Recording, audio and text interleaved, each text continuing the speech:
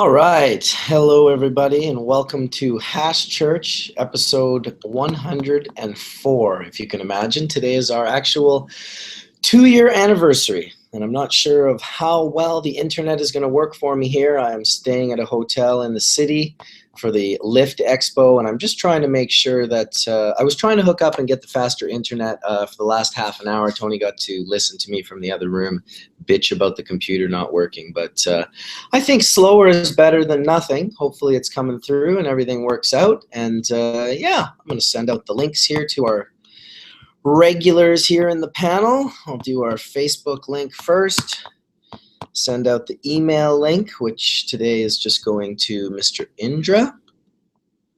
And then I don't have Skype on my computer, which is how I generally invite Chimera into the room. So if maybe Sam or someone else who's got the link would like to send that to Chimera, that would be most wonderful. I'm not sure how he's doing, but it would be great to hear from him today and see how he's doing. 2 years we've been doing this Hash Church thing, if you can imagine.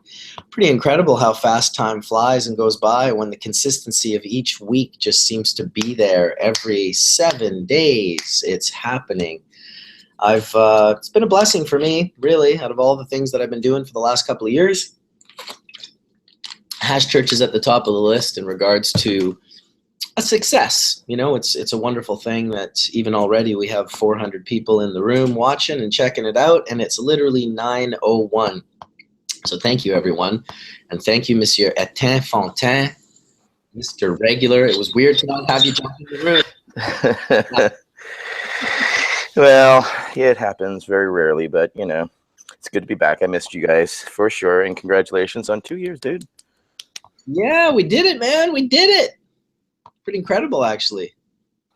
I would say it's due to, you know, your wonderful access of great people. And then on top of that, you know, great topic, cannabis. People are very interested in, apparently. And we've had some of the greatest people. I mean, come on, we've had some of the best of the best come through here. So it's an honor just to be associated, much less to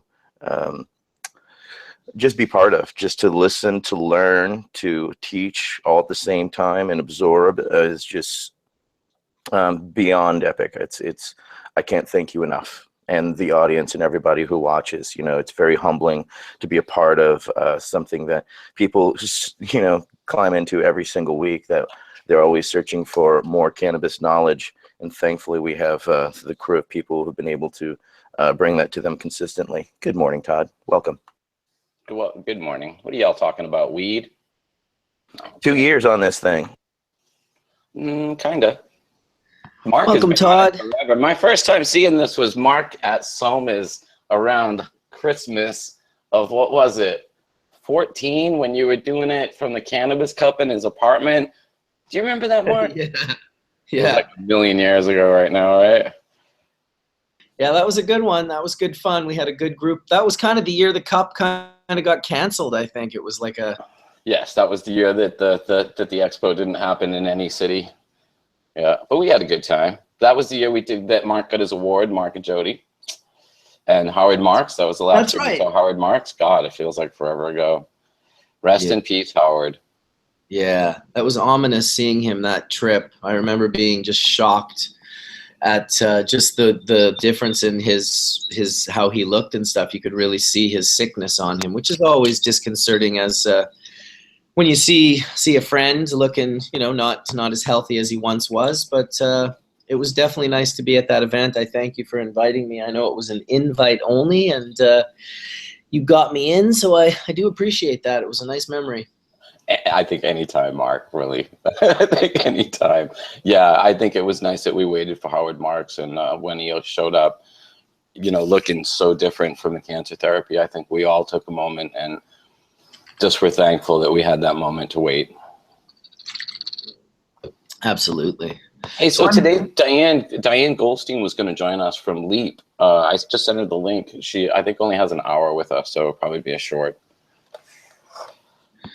No problem. That's wonderful. I've kind of been trying to figure out getting some people from Lift. The Lift conference is across the street at the Vancouver Convention Center. Beautiful, big, giant venue. One of the first things I noticed right away when I walked in was I was like, they sprung for the carpet. Because often at these cannabis events, you know, it's a serious amount of money for these venues. Like it must be like $100 grand or $150 grand for a day or something. And the carpets can be like a ridiculous amount of money. 2009 THC Expo, $40,000 to rent a carpet for 98,000 square feet. Yeah, runs. Yeah, no. Yeah, it's an extra expensive detail for sure. Absolutely. But it makes the world a difference. The companies up here doing it without the dressing, without the decorations, it makes it look like just a flea market. I think it degrades our culture, if you will.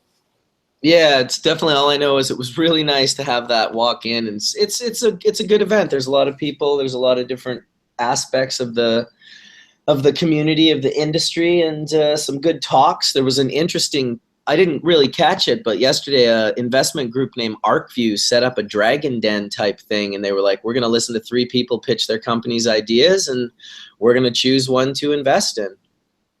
That was kind of a cool little concept. What was the dominating product? You know, I'm going to have to find out today because I was just walking by. They were like, yeah, it's happening right now. Go check it out. And I was like, oh, that would be great. I've been standing at my booth for 7 hours, so I'm actually going to be going to check out the bong in my room right now.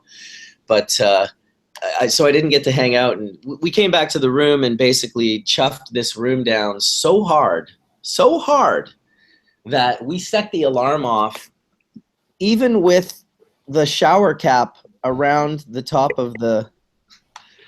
So we had the security show up, very much like the Krasnopolski in Amsterdam, very serious security guys that looked like they were potentially mercenaries in another life.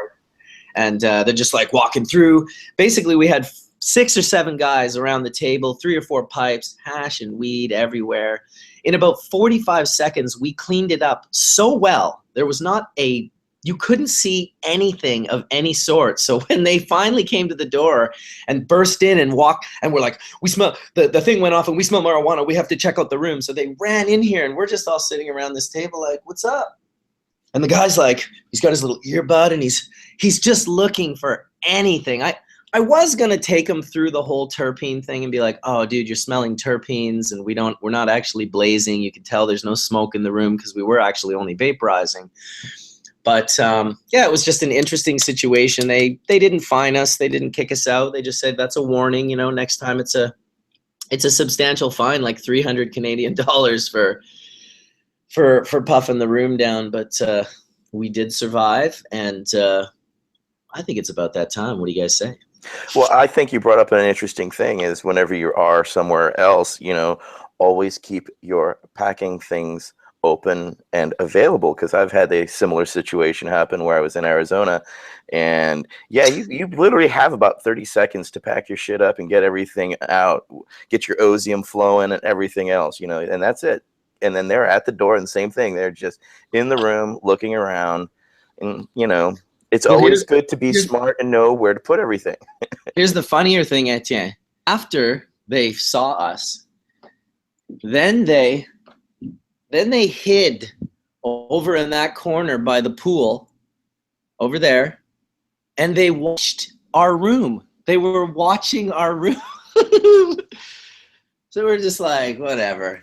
We had like 10 people in here, and we did chuff down pretty hard. But today's another day, and I'm sure new security are working today, so we can probably start all over again. And we had some pretty damn good peanut butter and jam sandwiches with no crust on them that day, too. Oh, hey, how's it going, D? Good morning. Good morning, D. I'm not sure what the fuck you're talking about, but I appreciate it. That room, in the room, the peanut butter jam sandwiches we ordered, that room service from where you're at now, I believe. I was not in the room for such a thing. Oh, you weren't there for the feast. No. You missed the PB&J. Damn, dog. Come on, D. There was no crust on it. There was PB&J and milk after. I think Don't D's worry, Mark. talking You'll see it on the bill, bro. You'll see it on the bill. I think D's talking about this room that someone else rented many months ago, not this last 2 days. Oh, no, it was. Sorry, I just jumped into the tail end of the conversation. I was like, when did he have PB&J here? What the heck? I haven't had a bong rip this morning yet. Me neither. I'm ready. I'm totally ready. Bong rip. Oh, come on, gentlemen. Other lovers out there. It's 10 minutes Do in. it, Blaze. Taking your first. Let's do it. I know. Yeah, I know. Worse than that, Etienne, I've been up for hours. I had to drive into the city from my house. I lived like half an hour plus away. So just this 2-year thing, it's not that it's 2 years is any more of a stress than 1 year or 1.5 years or episode 57, but I will let you guys know that I truly do have anxiety at the thought of Hash Church not working out.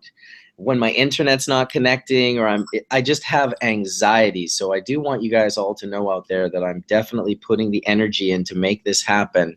It doesn't seem like much because you invite your friends in and they show up, but every once in a while, every once in a blue moon, I'm like stressed out beyond belief trying to get Hash Church going.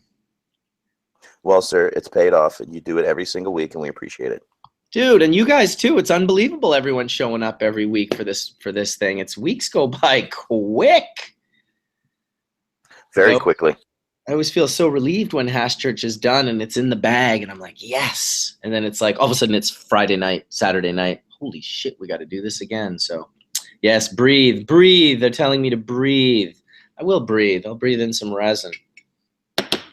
Well, maybe my coughing will wake Tony up and he'll come join us for Hash Church in a bit. Is he there with you?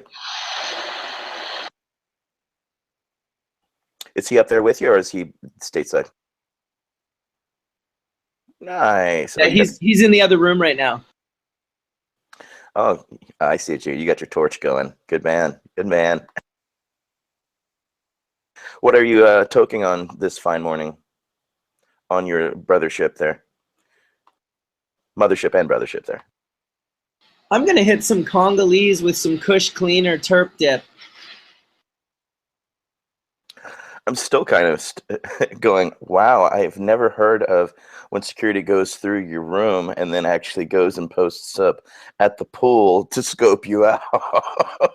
That's a whole other level of paranoia on you guys, huh? Well, dude, like I'm saying, these guys were like mercenaries or something. They're like some next level security dudes, right? And keep in mind, like later that night, for instance, when we went outside after getting harassed for smoking in our room, we were like, okay, whatever, let's just go outside. We can smoke outside. We all loaded up our Omicron vape pens and went and had a mad Omicron vape pen gelato session just on the other side of the building. Gelato-filled cannolis with a chocolate layer. Oh my gosh, Bella Gelato is just ridiculous. But anyway, we walk outside, and there's about like $3 million worth of cars parked just in front of the hotel, Lamborghinis and Ferraris and Bentleys and that new BMW that glows in the dark and it's electric, all sorts of crazy shit. Anyway, the gang unit rolled up, and it kind of, for a second, it was kind of getting heavy out in front of our hotel. And just for that split second, I remember someone in our group going, man, they didn't call the cops on us because we're smoking weed, did they? And I was like, listen, those aren't just cops. Those are gang unit cops. They're here specifically for a reason. They're not here to harass us about smoking weed. Yet they still posted up and spied on you after going through your room. Yeah, exactly. Hey, welcome, INDRA. And Sam. And Sam, look at that. They both came in. I'm spacing out here. Welcome, Sam, Indra, Indra and Sam. Welcome. Good morning.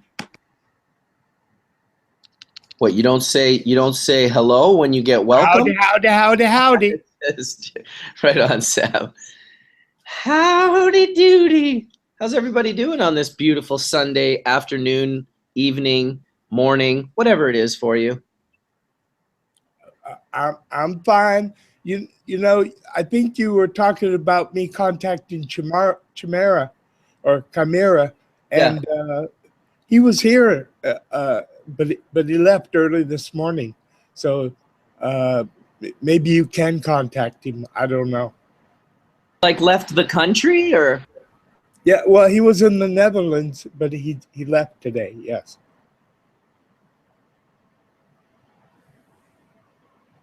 Well, bon voyage. Safe travels, Chimera. Always safe travels. Hey, is this microphone working?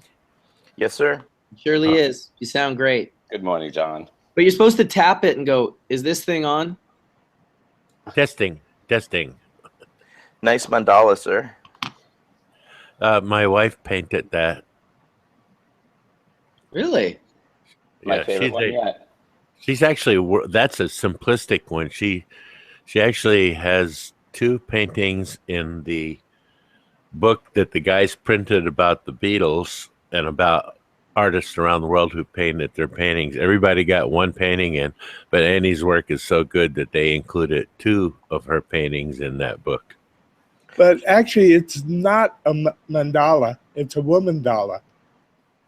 A woman doll. Mandala, of course. I like that. Pardon me. I'll pass that on, but she's a fierce feminist. Oh, well, then she should be willingly to accept her woman Della. I think that's what she was calling it from the beginning. Right on. So, does she paint often? Is that acrylic or is that? That's watercolor. And if I had the time, or if I don't know how to use screen share yet, so I won't show you the rest of them. But she does some John Lennon and George Harrison paintings that most people look at and say, "Wow, where was that picture taken?" And so, is she a fan of the Beatles? Is that what's going on here? No, she's a fan of.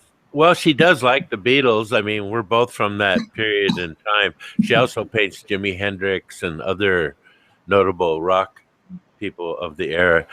And I feel like, although I'm not from your same time, I also feel kind of, because of the technology of listening to music, records were still happening when I was a kid. So I got my dad's record collection and basically got turned on to all of these. I feel kind of like a child of the 60s when I think of all the old music I used to listen to, all the Zeppelin and the Stones and Beatles and all these great bands that still hold today. You know, Neil Young, definitely one of my favorite all-time musicians.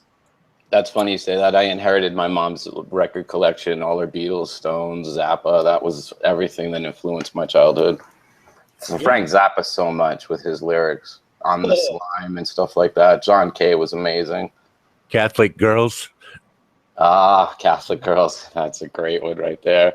You know, got to give a shout out to Dweezil Zappa, who's actually, a couple of years ago, we went on the road and he did a tour called Zappa Plays Zappa. And he played for hours a day for something like 2.5 years before the tour, building up to it, so he could go and do justice to his dad's music. He had people that sounded so much like the singers from the past, and he just had this amazing band doing these amazing songs that you just, I mean, it was impressive. First of all, I had no idea the level of which Dweezil played guitar. I knew he was a shredder, but it's like when you find out that it was him that found Jimi Hendrix's old guitar, the one that he burnt at Woodstock or whatever, like the one that he set on fire. I guess Jimmy gave that to Frank, and Frank had. Wait, hold it. That's not a true story.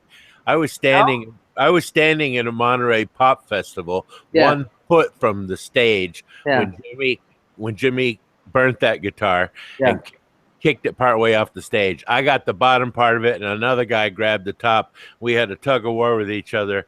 Maybe it was a different one, because Dweezil tells the story in an interview with Rolling Stone magazine, and he has the guitar, and he's since restored the guitar, and it's quite like it's worth an insane amount of money to collectors and stuff. You should Google it up and check it out. I don't know if it was Monterey or where it was, but it was one of Jimmy's old guitars. It had been burned, and Dweezil restored it.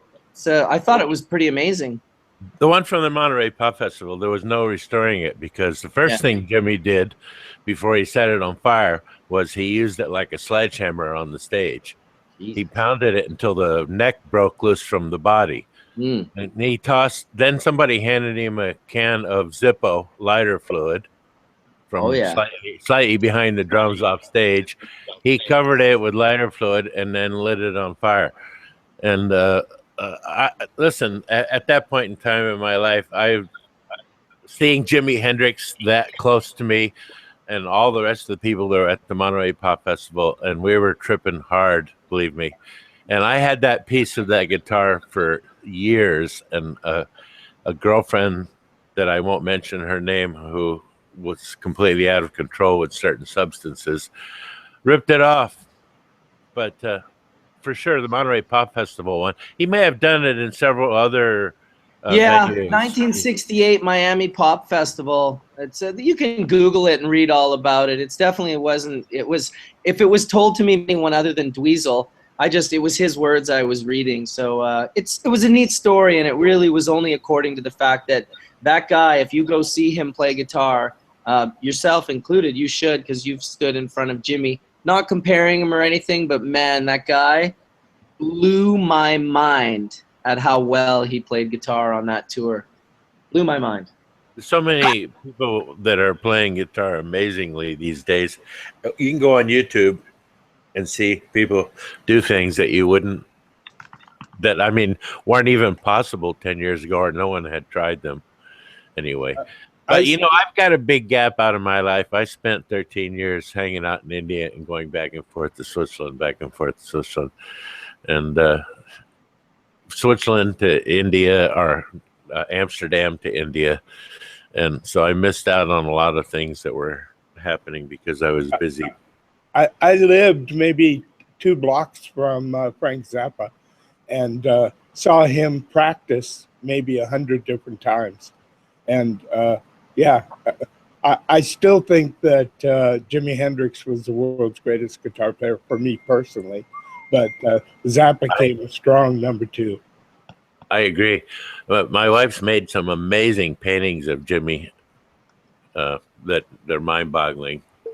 That she's put together over the years of Jimmy with psychedelic backgrounds. Maybe one of these times I'll send some of them to Mark, and he knows how to put them up. I can do that for you. No problem. No problem whatsoever. Indra, how many times did you catch Hendrix? Hendrix used to go to a place on Hollywood Boulevard called the Psychedelic Supermarket, which didn't last a real long time. It was an old Safeway that they had opened up, and it was all psychedelic. And anyway, Hendrix and the drummer from the Monkees, and a bunch of other people would go in there and jam on Friday and Saturday nights. And Hendrix, we had a table right by the stage, and Jimmy's girlfriend, one of his girlfriends, came and sat there with us, and he came and sat with us at the table in between breaks. Very soft-spoken guy with hands that were twice as big as normal hands ought to be. He's very soft-spoken, very sharing, very, very, just a cool all-around person. I mean, you didn't feel like it went from rock god to human being in like 2 seconds. So I saw him there. I saw him at a bunch of other places. I was just in the right time in the right space, to see those people. I got to go to most of the major concerts just because of the era that I was born in and the age period. Bonus for sure. My unfortunality was growing up in the 80s, so all the concerts I got to go to back then were just like, I mean, I guess people now, when people are like, you got to see Iron Maiden and Judas Priest for their original albums, I was like, yeah, all these metal bands came through my town. Like every metal band from the 80s, everyone played in Winnipeg like twice a year. So that was... Is there a lot of beavers in that area? What's attracting them there? Who? Metal bands. I don't know what attracted metal bands to Winnipeg, but I'm telling you, in the 80s, like every metal band would play. My first concert, in fact, was a Twisted Sister opening up for Iron Maiden. And I can't remember the tour now. It was like some 1984 shit, whatever Iron Maiden was doing in 1984. But as a young man, it was quite exciting to see the Eddie, big statue do its thing. And it's all the crazy rock hard metal for the time, but I don't listen to that at all. I don't even really particularly like it now. So I would much rather say, yeah, I was watching Hendrix, and then like one time Jimmy Page showed up with Clapton and I watched them all jam. It's like, what?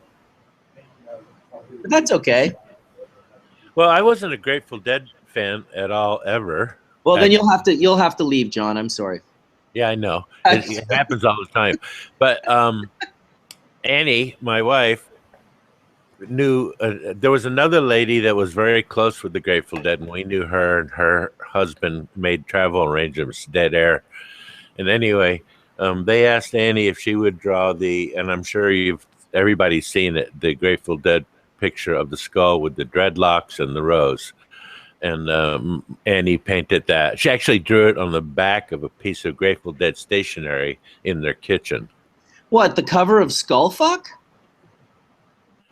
I'm not sure if that's the one. They've used it endlessly over the years and all kinds of things. They put it on T-shirts, on hats, but it was the front page picture in Berkeley for the Jamaica tour, and it was on the Berkeley pink edition paper, the entertainment paper, and it was a full page of that shot, which I'll send it to you, and then you can see all the different things they did to it over the years. They added little clip arts and things to it. But anyway, she did the original. Okay, so just a second. Is it this one right here? Just so we can be on the same page? No. No. Okay. No, this is just the skull with the dreadlocks on it. And okay, right.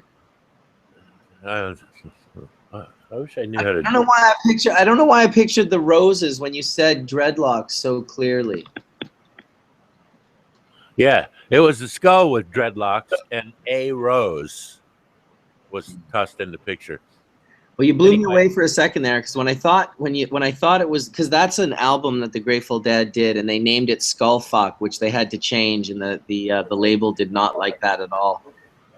Well, I didn't follow them. I was not a fan of the Grateful Dead. While we were sitting there, while she was drawing that, Jerry came walking in, and he was just sort of looking over her shoulder and gave me a hi.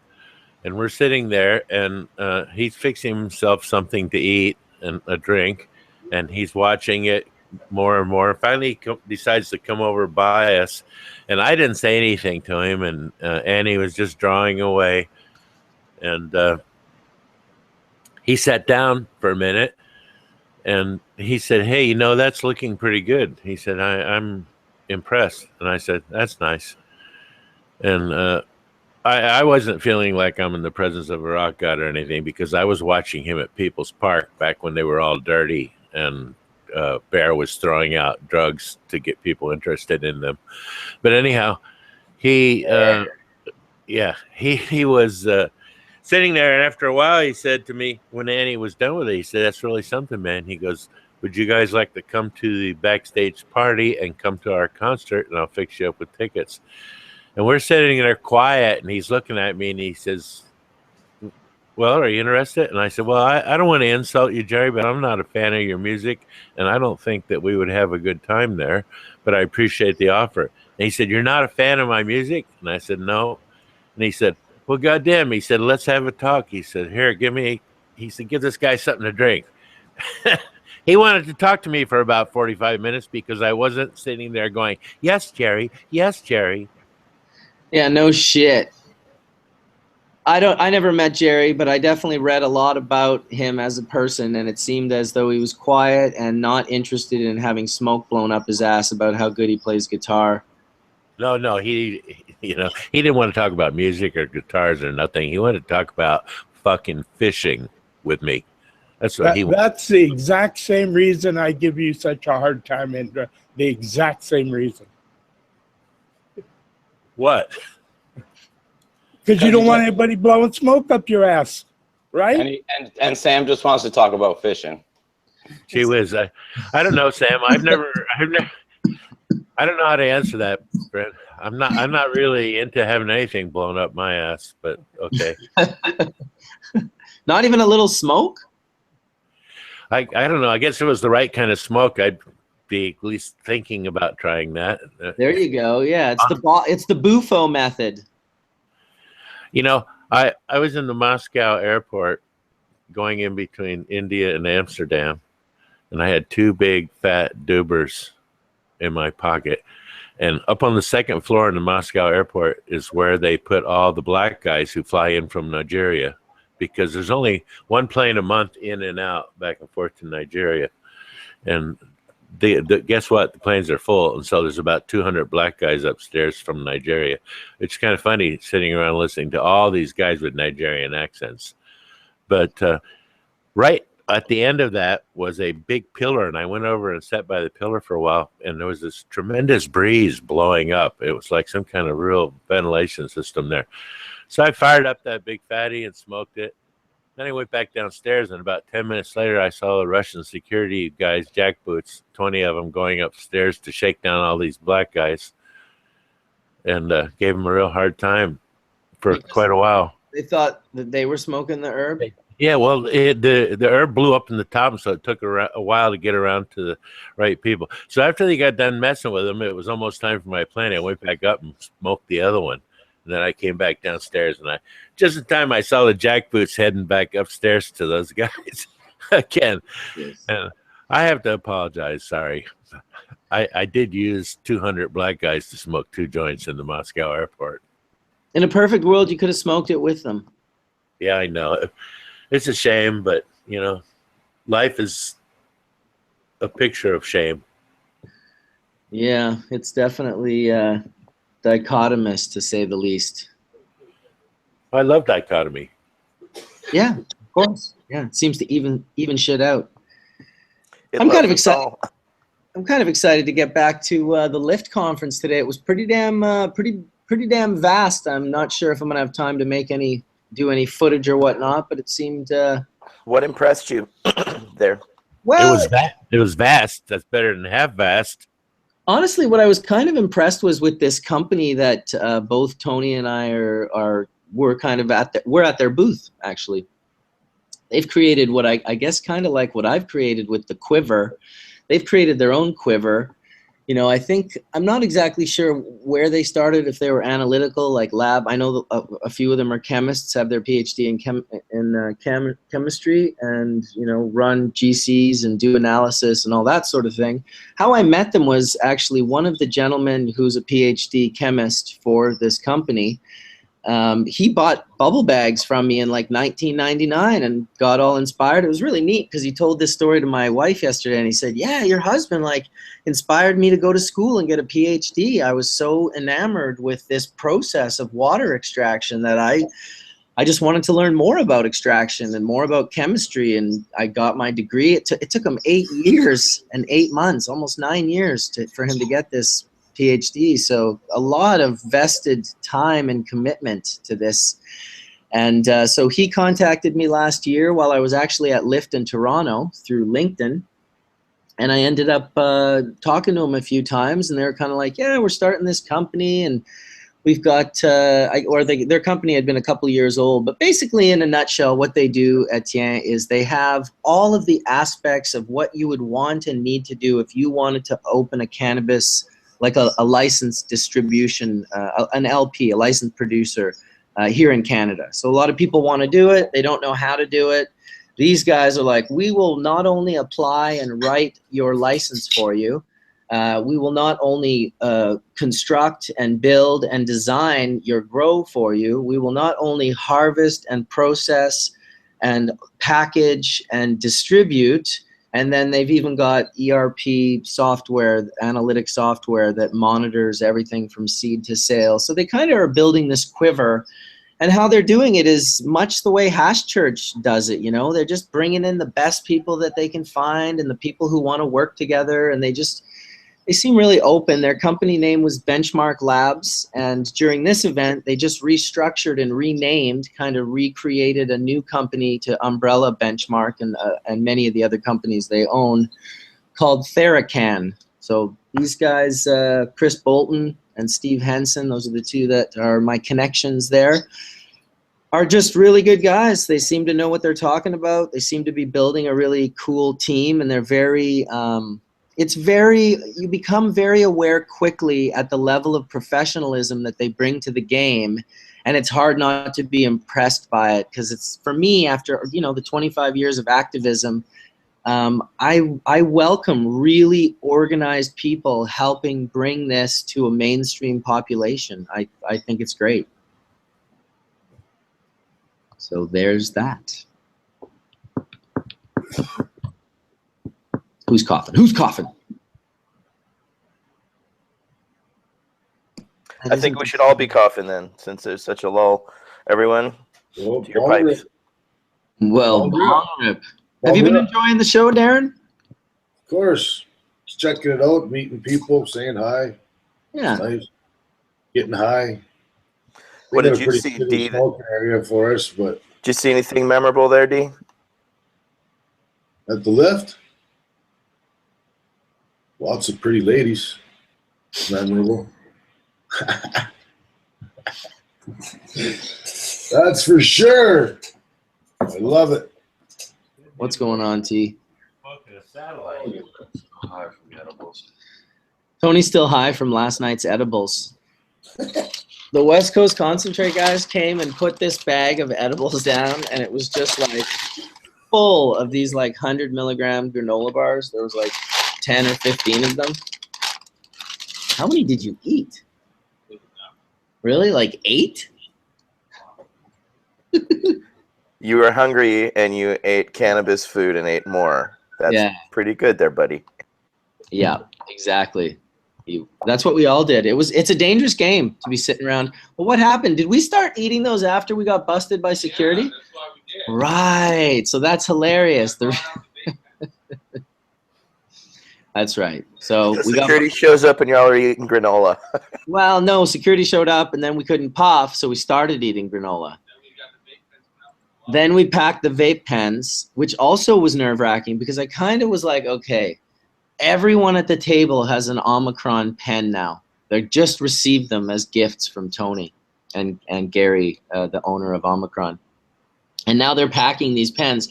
And they're like, how does it work? How many times do you push the button? And I'm like, don't push the button in here. Those guys are literally outside watching us right now. So before we left, we fucked with them. We turned all our lights off and we closed the drapes. And then after about 5 minutes, we opened the drapes like fully. And the room was just dark. And we were kind of like, with phones just fucking with the security guards. It's good fun. It's just a bummer. Well, if they're going to fuck with you, then game on. I would understand if it truly if it affected their shit in a way that was like, no, like you've reeked up the couches and it really you know what I mean? Like if it was affecting things in that way, I would understand. But that guy you got in an argument with where he was cool, it wasn't going to do anything. Doesn't it smell like pineapples? No, it smells like pineapples. Well, because was it you that blew out that vapor? No, it was Dave. Dave did that? And it was chocolate. I know he said it was chocolate vanilla. I was like, man, that smelled like pineapple to me. All that vape juice. I'm not a big fan of the vape juice myself. I mean, it's great, I guess, if it can help people stop smoking radioactive cigarettes, but still seems kind of like a bummer. I don't see you guys hitting the vape juice. What's going on? No? All right. It's quiet in here. I got to head over to the lift conference soon. You better do that. I'm not going to be there I won't be there till at least noon, I think. So Yeah. got a couple hours to talk about fun stuff here on Hash Church. Well, it's been a slice, everybody.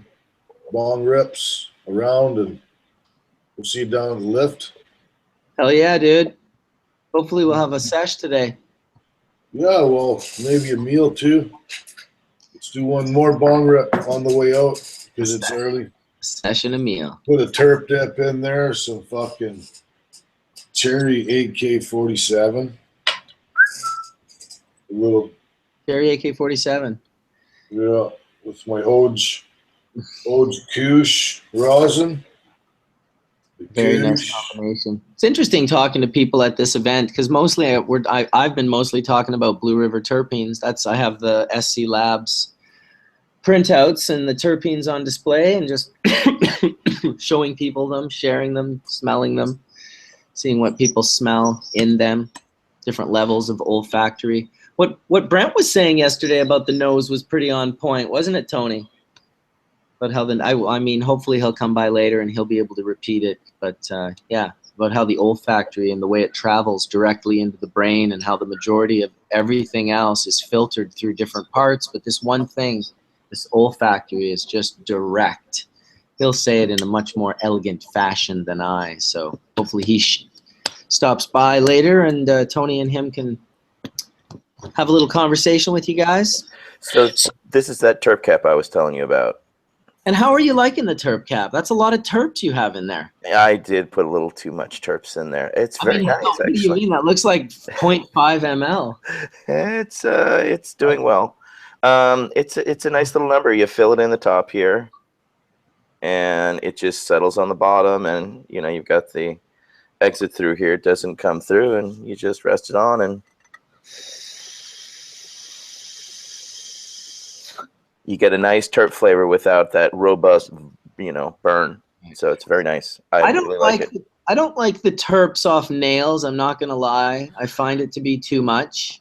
So that's interesting that's cooling that down and making that nicer. I find that what I do enjoy is the vape exhale, putting terps in that little quartz, and then putting it in on real low and letting it heat up like that. It's man, the flavor I get deep in my lungs with that vape exhale and a little bit of a dab is unbelievable. So Michael Manning was asking, okay, so the terps go in here, they settle on this. There's a little mechanism inside of here so the terps don't spill out of the bottom here. So this actually heats up, the base here heats up on the nail here.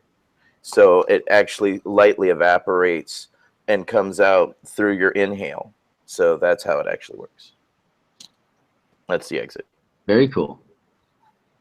The terp caps, all these carb cap technologies. I talked about it the other day, and yeah, I'm really enjoying the spinning one that JS Glass does with the offset little.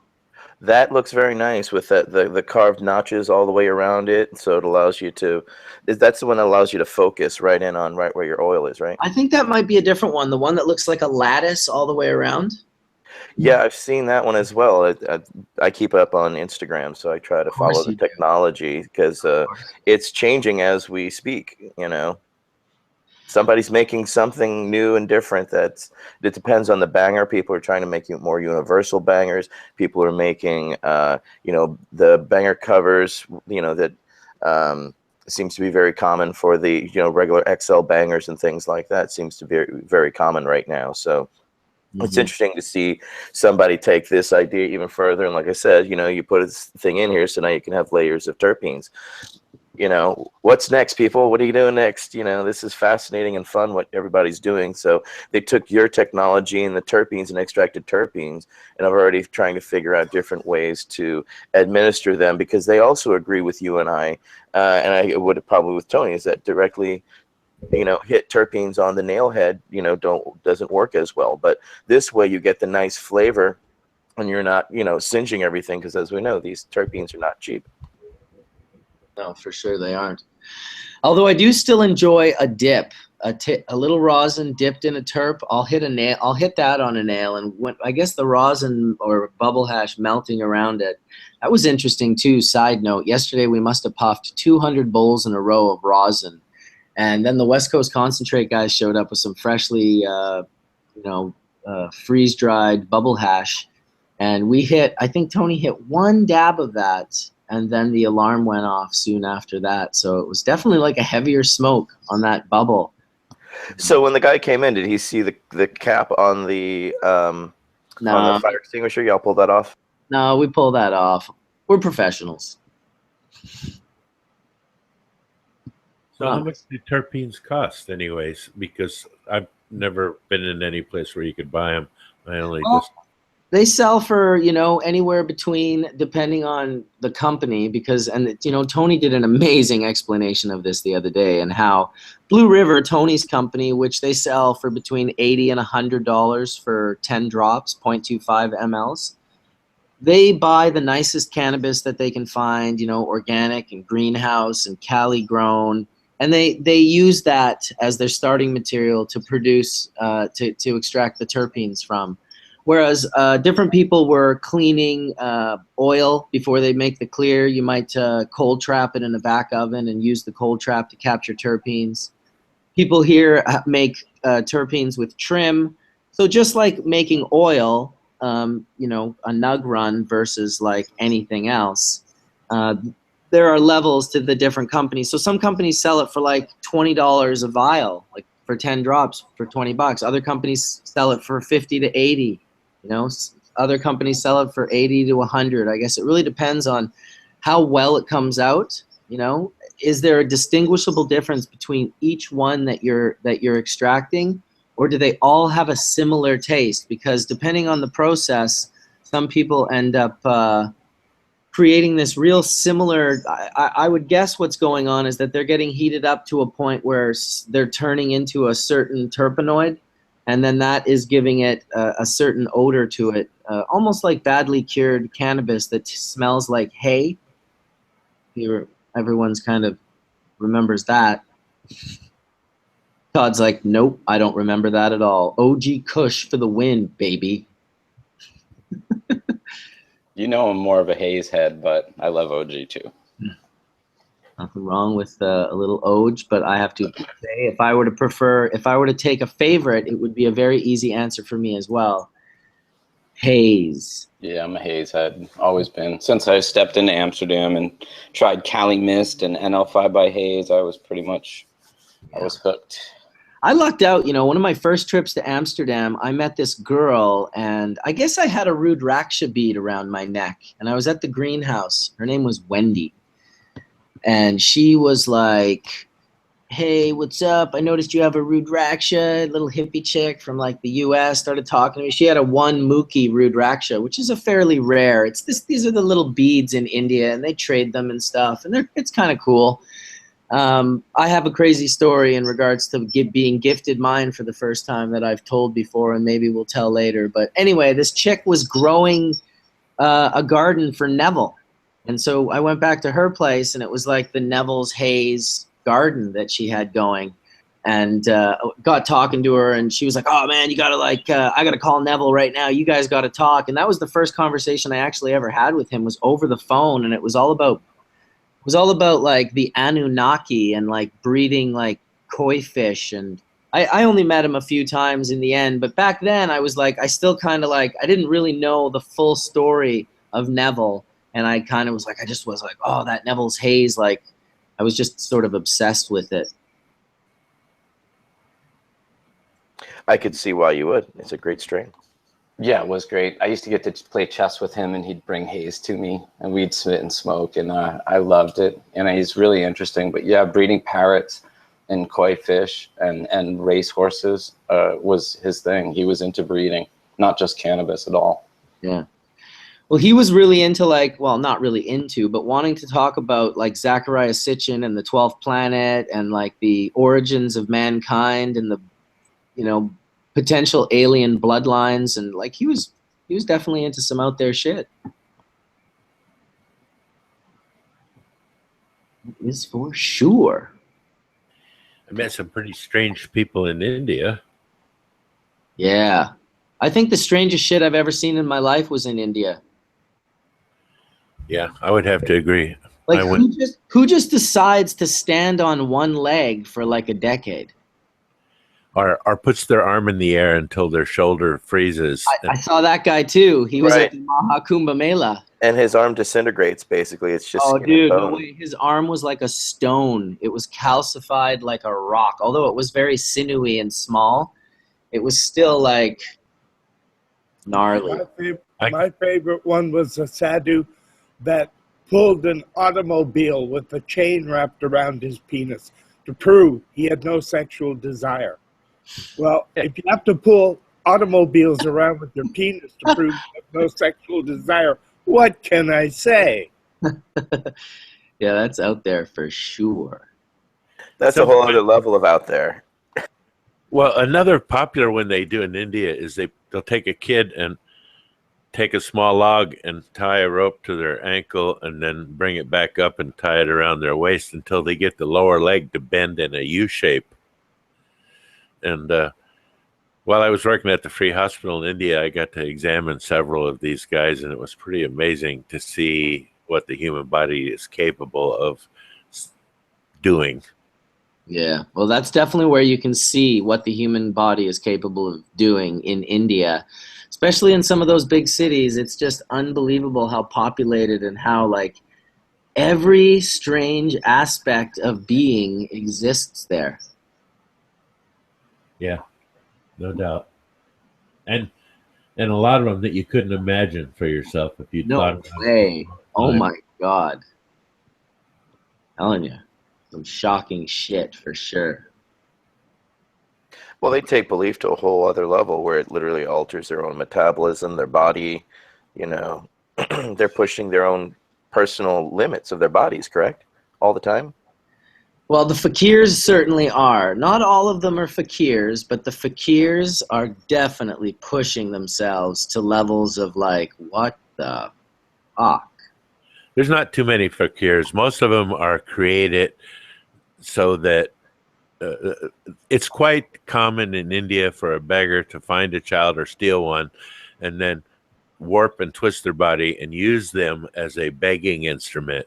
And that's what I found to be true with 95% of the people that were on the street begging for money who had physical deformities or deformities that were created so they could use them for that specific purpose. I met a few fakirs over the period of time, and those were some very interesting people. Yeah, I seen a group of them at the Maha Kumbh Mela in Haridwar, and they were doing just stuff I couldn't even wrap my head around, and actually didn't really even want to wrap my head around. I was just like, I think I'm just going to go hang out with those Shivite bubbas and smoke some charas, because these fakirs, man, they're sticking knives through their body, they're hanging from hooks, Yeah, the ones I was talking about don't show up at the Maha Kumbh Mela and do anything. They live up past and near Gangotri, and they have holes in rocks that they've hollowed out over the years. And we met a guy who invited us to come up to his tent, which was nearby where the Ganga spews out from underneath the glacier and comes out of the ground. nice. We walked up there, and the guy had given us the invite through another person, and we went there, and when we got there, we discovered he really didn't talk. He had a little chalkboard, and he did everything, all communication with you. I know, Sam, what you're going to say. He doesn't talk, but he's using a chalkboard. But anyway, that was the scenario, and he fed us with potatoes and garlic, which he cooked up for us that night. And around 2:30 or 3 o'clock in the morning, I had to go out and pee. And I was standing outside this tent in this vast field where there was a mountain up the front side of us. And I heard a howling sound, and I looked up, and there was a huge, huge being of some sort that was white.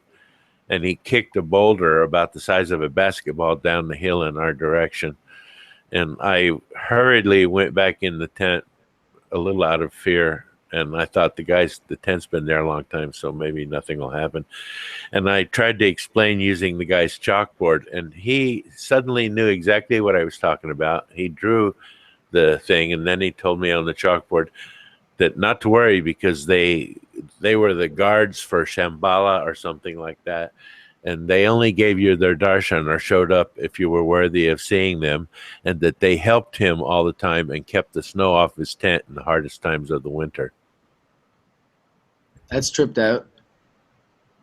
Yeah, it was an amazing experience, to say the least. Sounds like a humbling moment.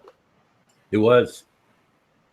I shook for probably 6 hours afterwards, having seen this thing. I guess some people would say it was a Yeti, but I don't know what it was. A Yeti. That's what I was thinking.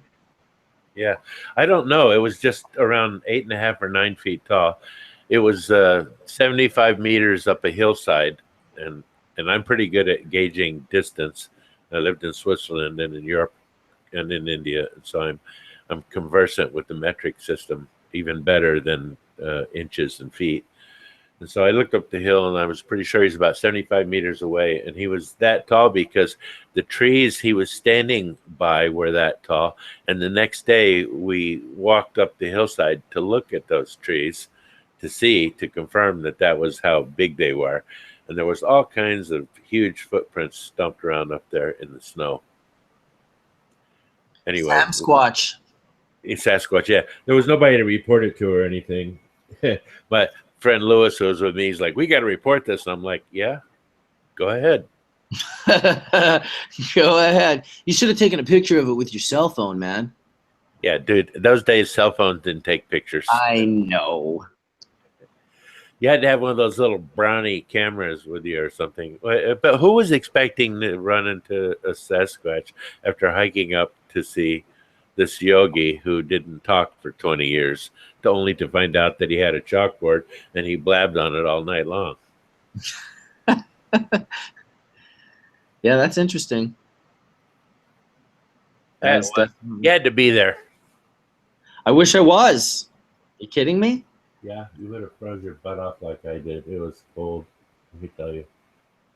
I'm pretty good in the cold, I got to admit. Being from Winnipeg, Manitoba, I can do cold. That's right. You're a Canuck.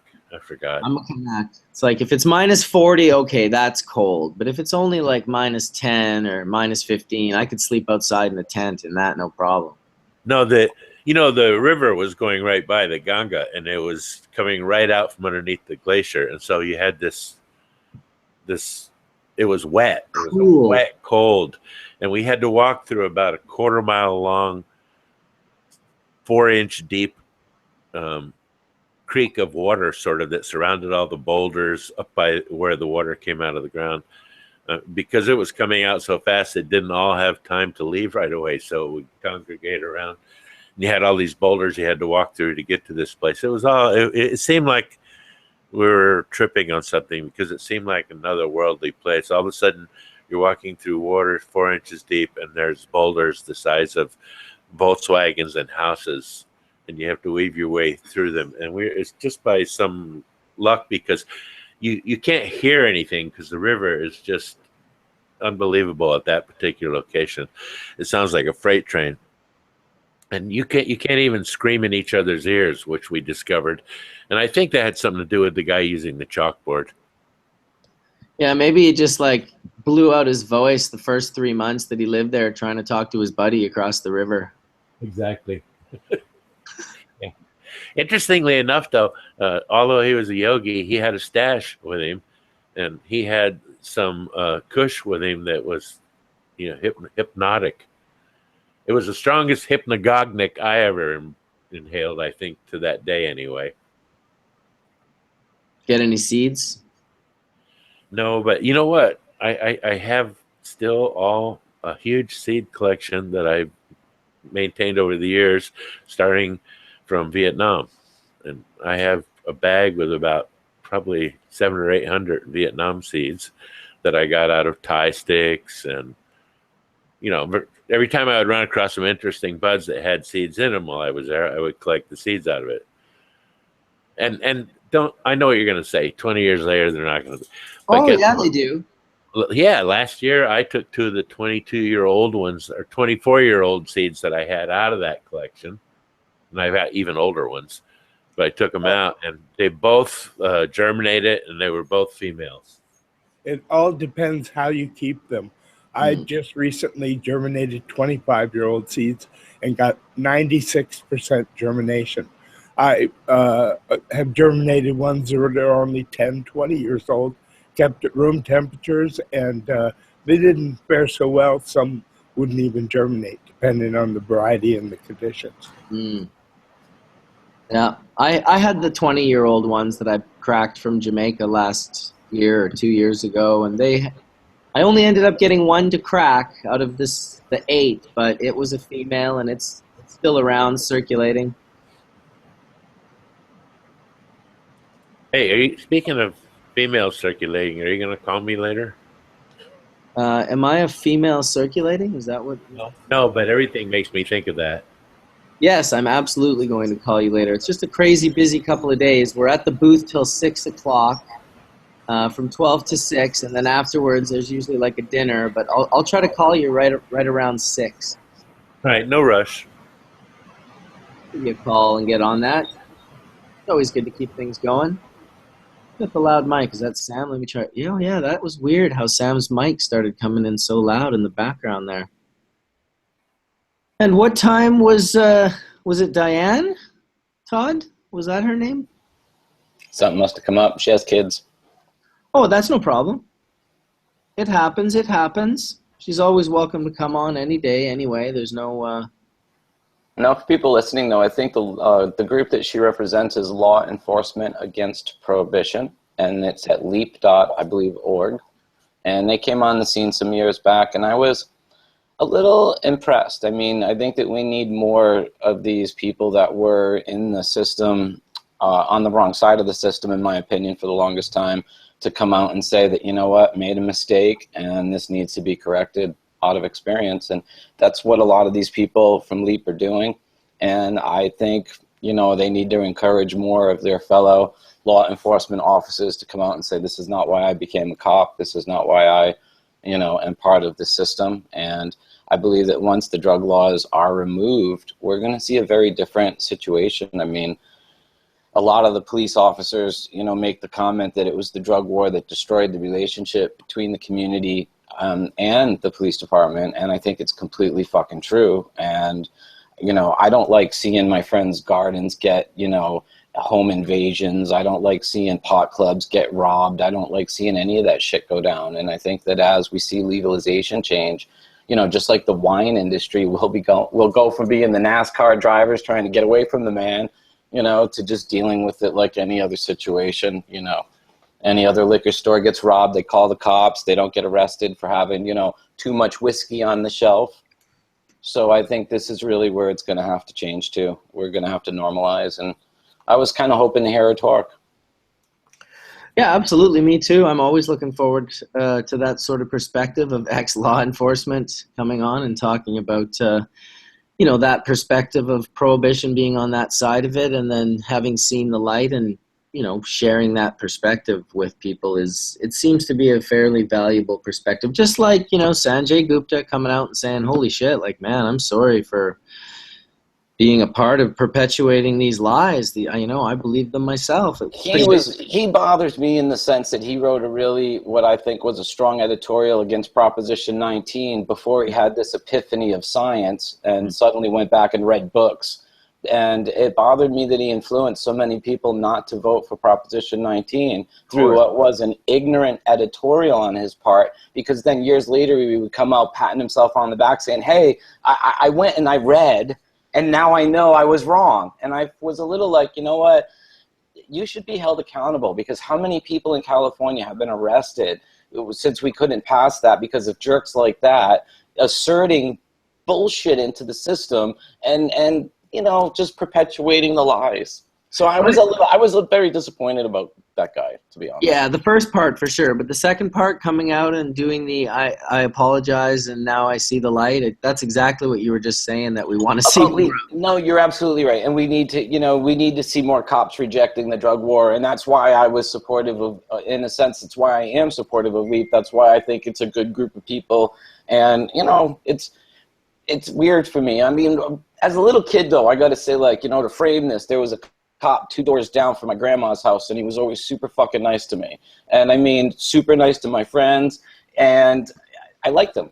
I straight up liked him. I liked his family. I liked his wife. I liked him. And growing up liking the cop next door was a little weird as a pot kid, but it was reality. And I'll throw this out there. You know what? He really instilled upon me, hey, look, it's a high-stress job, and you get what you give. You know, if you get pulled over, if you get, you know, don't fucking give him a reason to fucking fuck with you. And I got him completely.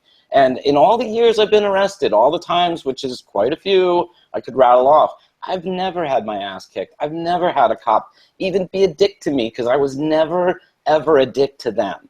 And I think that it's a weird thing for a lot of people to stomach, but I have had so much experience going through the system, and the system has never kicked my ass. The system's never fucking done anything other than lock me up. But, you know, I will say this, going into it, knowing that I wasn't going to cooperate, I was probably extra polite because I knew I wasn't going to do what they wanted in the first place. So I really was trying to like have a smooth an experience as a conscientious objector in their system as I could, if that makes sense.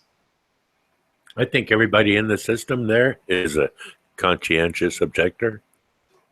No, not really, because a lot of them cooperate within the system, John, and they perpetuate the problem. And I think, I grew up from a situation of feeling like, you don't cooperate with the police, in my opinion. I mean, if somebody, kidnaps a girl and rapes your daughter or something, yeah, you cooperate with the police. But when you're talking about LSD and mushrooms and hash and grass, where I grew up, you don't fucking cooperate with the police. You're part of the problem. And that's just, you don't do that ever. And nothing, in my opinion, what I was taught was that it's not going to make it better. You're way better off to just shut up, do your time, go through the system and get out than you are if you start capitulating to their demands. Bluntly, I'll say it. And in my experience, it's been true. I went through prison, I got out, yeah, no problems. You know what I mean? Every time I get busted, just go through it. Fuck it. I thought you were talking about prison. That's what I was referring to. I did 5 years in prison. Well, I know, and there are a lot of people in the prison that are they fancy themselves little cops. You know what I mean? When they're just snitches. Right. I just meant most of the people in prison are probably conscientious objectors. No, I met a lot of assholes in prison, a lot of bank robbers. See, this is weird. When I got out of prison, John, I straight up was not anti-cop, because there's a lot of people that would love to steal your truck, rape your wife, grab your shit, and fucking go party. I met them. They're losers, and there are a lot of them. And I'm really glad that there are some checks in society, because this place would be the wild, wild west without it. And so I think that, we as a socialized democracy need this effect. We need cops. I get it. We need firemen. We need hospitals. We need these things. But when they're used improperly, they're really fucked up, sharp tools that hurt society. Yes, I agree. And listen, I don't have anything against cops. Cops are like a bottle of wine, Different kinds of wine have different flavors. And cops, if you take a cashier at the local grocery store, if every single person that she had to check out at the line gave her a mile of shit about it, the cashiers would have a much different outlook to them. People would be, cashiers are a bunch of cocksuckers. But, the cops have to deal with these other people that you're talking about all the time, so they get short fuses. And I think one of the best things that ever happened for police would be if we would change prohibition around so that cops could actually freely smoke it as well and start to understand the benefits from it, because they're in highly charged situations all the time, and being able to come down from a highly charged situation with a fatty is, Can I tell you a funny? I was in Greenhouse Tollstraat, the very first greenhouse, and it was in 1990, maybe 5. And I was standing there, and I went in, I got some haze, and I ordered an orange juice. And a guy came up next to me and ordered some haze and an orange juice. And I turned to my left, and it was a Dutch cop in uniform. And I stood there like an American, like, oh. And he just looked at me, and I said hi, and he said hi. And he said, I could tell you're American. I said, how come? He goes, I could tell when you saw me, I could tell you were American. I was like, oh, yeah. And I was like, you can come in here and get pot, when you're in uniform. He said, I'm on my way home. I'm off work. He says, and I don't want to take my job home with me. He goes, so I stop in and I have a smoke before I go home because I'm stressed out and I don't want to bring that to my wife and kids. And I was just blown the fuck away at this, that he was so casually telling me this. And this was 1995. And we both drank orange juices and he split. This goes to show orange juice is good for you. Yeah, I was amazed, honestly. It just, I think that as we move forward, and I'm just against bad cops. I'm against criminals. I didn't like the guys in prison for the most part. There were a few that I fucking thought were great people and, to this day I think are great people. But for a majority, I'm glad we have prisons. There's a lot of fucked up people in this world, and I really don't support criminal acts and any of the shit that they do and they think is glorious. So I get it. You know what I mean? Like, I really do get it. But again, when you see police abuse their, under the color of authority, I think it's more of an egregious act because those assholes took a oath to do no harm or to protect society or whatever the fuck they took an oath to. If they're breaking the law under badge, fuck them. They should get twice the sentences, in my opinion. Yeah, but they've got the unions who regularly let them shoot people and get away with it because the thin blue line and so forth. Look, hey, listen, I think it's fucked up in America how we don't shoot people in the legs. You could shoot people in the arms. You could shoot people in places where they're not going to get up and run. But they don't. They shoot in the head. They shoot in the chest. I think that we have a fucked up society in that sense. Well, my question is always, when an orangutan or a dangerous monkey escapes from the zoo, they don't hunt him down and shoot him. They use a tranquilizer dart. But if it's another human being, you care more about animals. Right? If it's a human being, don't tranquilize them. Just take them out. Yeah, just take them out. I mean, but especially like 12 and 13-year-old kids with BB guns. Wait a minute, though. You want to know something, though? I think that's a fucked up thing. Where's the parent in that? Everybody's complaining about this 13-year-old kid. Somebody just got robbed with I don't care if you hold a fake gun on somebody or a real gun on somebody. That's fucked up. And then this kid runs away, pulls it. If you're in a dark alley, you don't know if this kid's 13 or 19. You don't know if that's a 9mm or a BB gun. What the fuck kind of parent does that? What kind of parent raised a kid that he's going to have a BB gun, go jacking people, and then pull it out in front of cops and not expect to get mowed down? What the fuck kind of parent is that? I say lock up the parents too, because if that kid was a dog, the parents would be responsible for that dog's behavior. Yeah, but these always happen in those neighborhoods, projects and so forth and so on. And so I'm sure that there's a lot more to the backstory about why. Hold on, John. Wait a minute. You mean that white kids in Beverly Hills are not using BB guns to jack people on the streets of Beverly Drive? Damn it. Why is that? Well, because those BB guns that they get are probably given by mommy and daddy along with someone they can shoot with it all the time, so they don't have to go out on the street and shoot. I think there's a wealth disparity that is causing people in these neighborhoods to go rob other people, and this is why I joked about Beverly Hills, but that's true too. Sure, the people in Beverly Hills have shooting ranges next to their bowling alleys and their fucking expensive mansions. Yeah, with live targets. They have hired people to run down where they're shooting at, and I mean, the disparity of the haves and have-nots in this country has gotten totally outrageous. I used to think it was crazy in India because in India, some of the richest people there have like 20-story buildings with a helicopter pad on top and marble floors, and the doorknobs are made of gold. But actually, now I've had the chance to compare with what those people call rich and what the elite in this country do with money, and it's no comparison. Those guys are like, they got a 20-story building and a helicopter pad on top, but it just doesn't match up. I mean, can I bring this up though? Because I think with dogs and with kids, we blame the parents or the owners of dogs if their animals don't act right. And why don't we blame the parents of these kids more? Why isn't there an onus of responsibility on the people that so easily make babies? I mean, up to the age they're 21, I think the parents should be liable for any crimes their child commits. Absolutely, just like dog owners are. If my dog gets out of my gate and mauls somebody, guess who goes to jail? But if my kid runs outside and shoots someone with a gun, I just sit back and go, that's fucked up. Well, it's a double-edged sword. If your dog gets out, you're going to be responsible for it, of course. But what are you going to do? Keep your kids penned up in the yard? What people refuse you're going to be a good parent. That's my whole point. There should be an onus of responsibility on the parent because this is what we're not seeing. I mean, when you see so many deaths and stuff in places like Chicago, I go back to the parent. My parents taught me, to respect life. So much so that I don't even fucking eat animals anymore. Like, I went a little over the top with it. So, like, in my opinions, you got to instill these things into children, and when it's not happening, you see this shit. So I blame parents more than anything.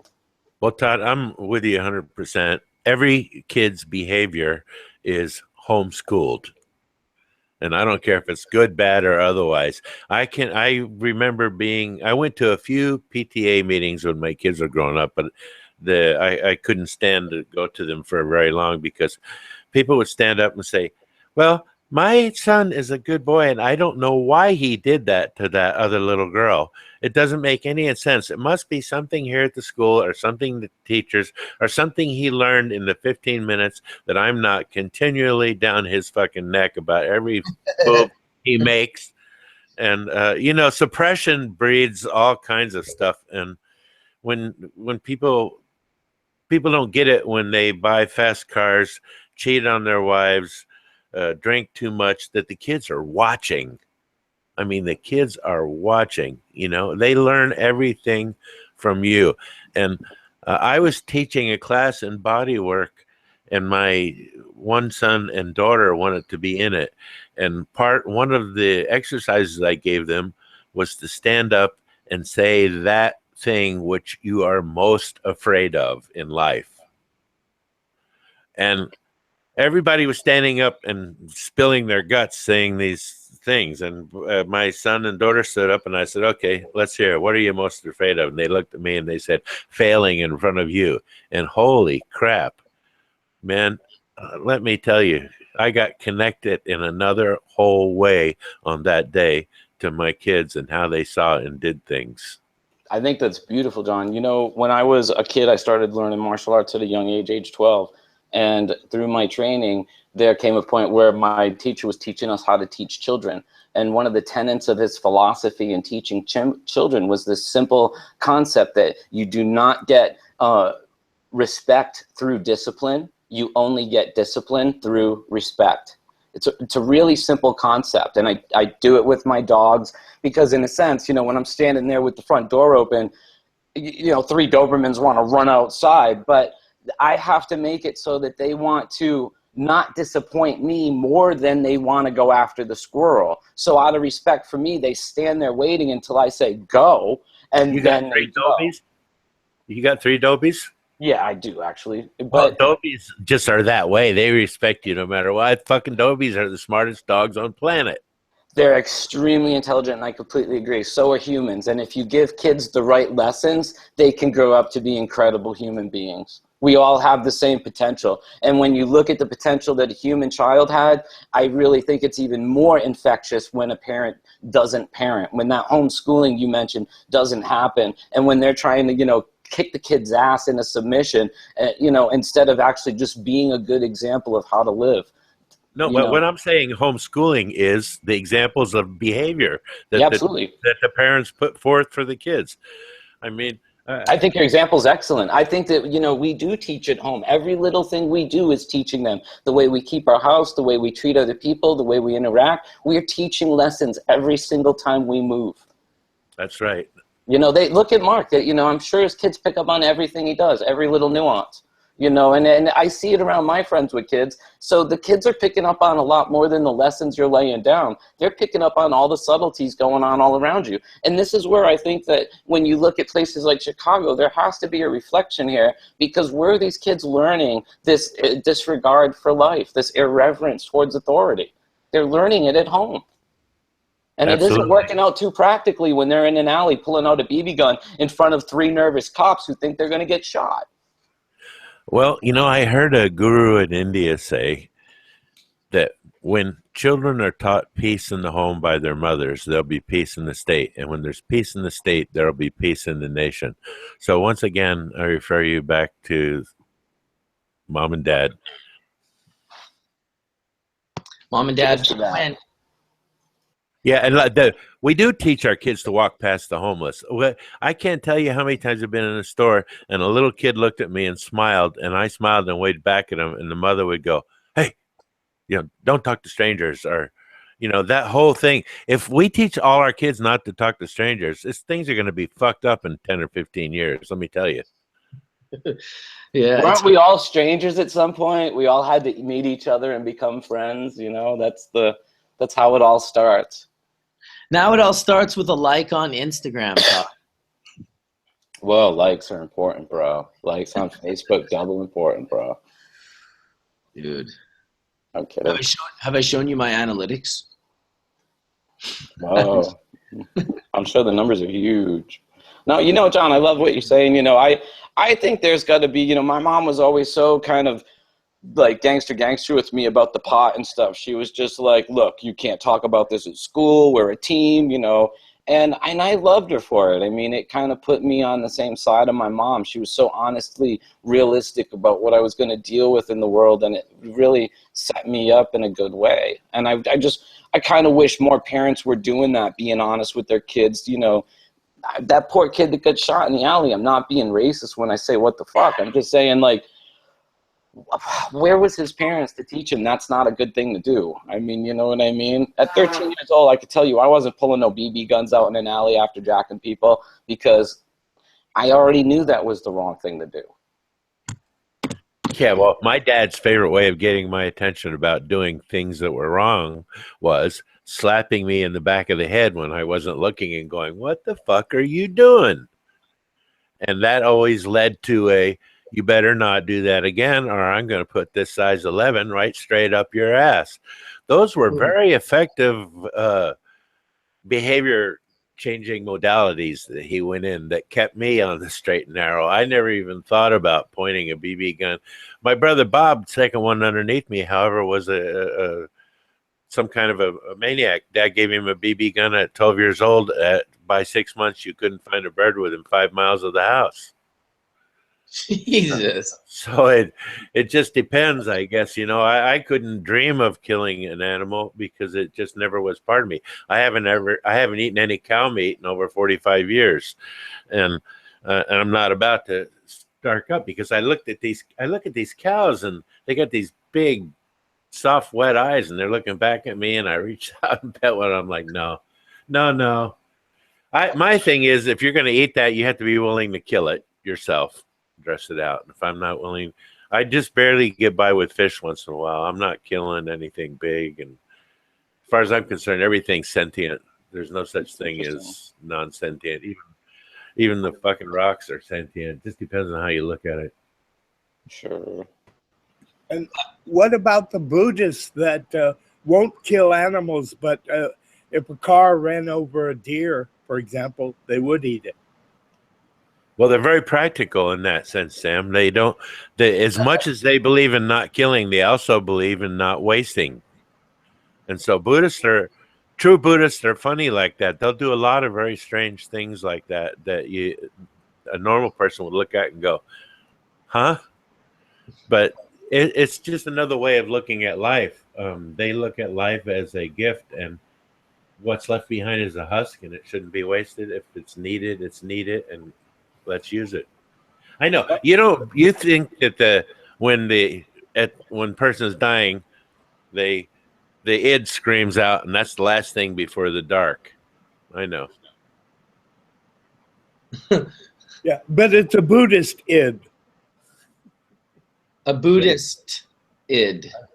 I don't know that any of those parts of the mind are religious, but I don't know. I look once when I was in India, I wanted to go. This guy said, "Let's go see the Naga Baba. It's a guy who can handle a cobra." And I'm like, well, okay.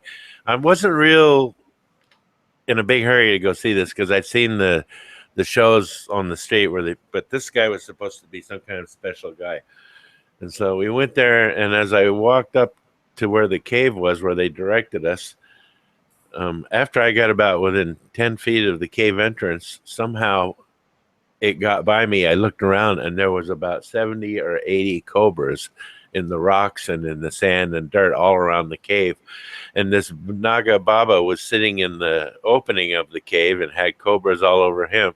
And I froze, quite frankly, with you. I was forming multiple bricks in my colon at that moment, because there was no way to get away from all these cobras that I could see, and I'd already stepped in there. And the Baba motioned me to come forward and sit down on a rock across from me. And somehow my body was on automatic, and it went over and sat down, probably because I was in abject fear. And believe me, I was in abject fear of Vietnam when bullets were flying, but with 90 cobras, I was in abject fear. And I went over and sat down, and they were crawling all over. They went up my shirt, came out my sleeves. And my other friends who had went there with me were standing 150 feet away. And I called to them to come, and they're like, no, dude, take some pictures. And we're not going to come over there. But it was very interesting because the abject fear thing finally went away, and the cobras weren't hooding on me, and they were just crawling around between my sandaled feet, which was, I was thinking to myself, why did I wear sandals today? But anyway, there you go.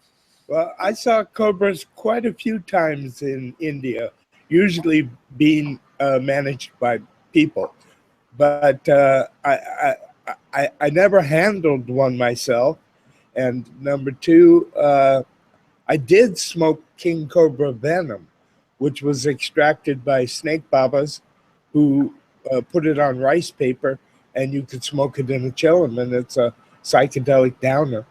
It's pretty strong. A psychedelic downer. Well, the guy did put 2 cobras around my neck at one point in time, and we were at a sort of a snake show. This is after I kind of lost my fear of them, and there they were around my neck, and I sort of went into some kind of trance. I leaned back, and my friend said that my eyes just rolled up in my head, and once again I could palm that off to abject fear, but I don't think I was in abject fear at this time. And when the guy went at the cobras back, they hooded on him, and he couldn't take them off me, and I had to reach up and take 1 cobra at a time off and hand it back to the guy. And that's as close as I've come to, I'm not in a trance but anyway. A lot closer than I've ever been. I mean, I might have touched one time, but I never had one in my hands, and never under any circumstance. But I did smoke it a couple times, the venom. Yeah, I never got around to doing that. Hey, everybody. Diane, welcome. Thanks for actually joining us. I'm so sorry for being late, guys. Normally, I'm not a flake. I had a little car and grandkid thing this morning. No problem. Thanks for joining us. This is Mark. Mark is our host. I don't know if you guys have ever met. Hey, Mark. Hello, welcome, and don't feel bad at all. We do this for hours, so anytime you can show up is wonderful. Well, the good news is I'll be with you guys for at least an hour, if not longer. Excellent. Well, welcome. We're definitely happy to have you here. Well, could you tell us a little bit? Could we start off by me asking you what is law enforcement against prohibition? When did it start, and what's its mission? Sure. Law enforcement against prohibition started in 2002, and it was started retired American police officers and 1 active duty Canadian police officer who had spent careers in the criminal justice system and recognized that our drug policy very, very specifically was the most abject policy failure in American policing. And so they started a nonprofit educational organization whose role and goal is to educate not just policymakers and other law enforcement officers, but the public in general about why the drug war is a failure and why we need to move to a system of control, regulation, sensible regulation, mind you, and treating all substance use and abuse as a public health problem and not a criminal issue. Oh, I think that's huge. So you really are, this is not, hardly just about cannabis for LEAP. This is about the entire drug war being a functional problem in society, really. I don't know how else to put it. Yes, and you know what, Todd, that's exactly it. Is cannabis policy, although it appears to be such a huge part of what we do, is only really one of the small things that we do. This year in California, for example, the last 2 years in this legislative session, I've worked on civil asset forfeiture reform, and it looks like Governor Brown will likely sign that bill. I've worked on harm reduction, needle exchange, safe injection facilities, police reform. So we're taking a broad view that the drug war has really caused a really deep division between us and our constituents in the community we're supposed to be working with and protecting, not just policing mindlessly. Well, you said us, you're not just a volunteer, Philippe. Can you tell people what your background is? Sure. I spent almost 22 years in law enforcement for Redondo Beach Police Department in Southern California. And I started out as a patrol officer. By the time I retired, I was the first female lieutenant. I ran a special investigations unit as a sergeant, which was our career criminal narcotics unit. And so I think that was between my family history with my brother, who was dual diagnosed and had both mental health and substance abuse issues. I saw really the failures both on a personal and professional level of our policy, and recognized I had no idea that LEAP even existed until the Proposition 19 campaign in 2010, when I went and saw a debate between Judge Jim Gray and one of the police chiefs here in Orange County, and I went and introduced myself. And literally that week, I was then speaking for LEAP during Prop 19. Wow. That's a fast transition. Thank you for that. That's that's pretty quick. Oh, it was, but it was so interesting because Neil Franklin, who's been our executive director for quite a long time now, happened to be in town. And I think that what they recognize, is here I was, I was a mom, a grandmother, female, fairly conservative, Republican in Orange County. And it really, I came on board with LEAP just believing that cannabis needed to be legalized. And I was still kind of iffy on the issue of the further drug war. But I really, once I got over the initial, I need to talk about this and look at it, is I looked at the death of my brother in 2007 that probably could have been prevented if his mental health, if there were more mental health resources, and if we would have treated his chronic substance abuse disorder from a public health perspective. I think a lot of us can relate to, I had a cousin die of a heroin overdose. I really do think that criminalizing some drugs, I've always called it a war on, and I put in parentheses some drugs, because if you're a tobacco, alcohol, pharmaceutical user, you're fine. You can drive, go home, get home safe. CPS won't break up your house if they come in and they see a few wine bottles on your table. But if they break in your house and they see an ounce of weed, they'll take your kid. And I've had such problems with the hypocrisy in this substance war. And I feel that the whole drug war needs to end. I haven't been much of an activist for the entire drug war, but I do support what DPA and others have done. I see the importance of taking addicts out of the criminal justice system when they're not criminals. Correct. Yeah, it's so interesting because, can we talk about cannabis exceptionalism or marijuana exceptionalism? I think that's one of, as much as I absolutely, let me be completely clear. If I get cancer or get really sick today or something else, I will become a medical marijuana patient. End of story. I really believe that cannabis is less dangerous than 90% of all other drugs. Yet, I also think that sometimes the community itself stigmatizes and perpetuates the we're better than those people and kicks them to the curb. And so one of the issues that LEAP is really, really afraid of is once we really kind of win this issue around cannabis, that people are going to forget that there's so many other harms with drug prohibition, and they're going to become apathetic and not work to completely blow up the drug war. I have mixed feelings about that. I mean, for me, I always used to run around saying that cannabis was the cornerstone of drug prohibition, and if that we took away cannabis prohibition, you as law enforcement, I don't mean to pigeonhole you, but law enforcement would lose 80% of the budgets, because when you start looking at the way the money was spent through the 80s and 90s, a majority of it was spent on eradicating what we would find out was ditchweed in Nebraska, and all these huge plant numbers would really be the DEA eradicating, old canvas and old cannabis hemp plants from the Midwest. And if you took away this, the whole budget would crumble, because cocaine, LSD being really not the one, but heroin, cocaine, stuff like that, it really doesn't have that much of an impact on society statistically. Tobacco, alcohol, way bigger killers. Legal pharmaceutical drugs, way bigger killers than we see in cocaine or heroin overdoses. And I don't mean to say, hey, forget about those poor people that are, my cousin was one of the ones that died of heroin, but you're always going to deal with people that, eat something, have problems, do too many, drive their car into a wall. Society's going to have these problems, but criminalizing them is just, to me, the most wrong thing to do. And I think for a long time they were easy targets for the law enforcement to go after these low-hanging fruit, if you will.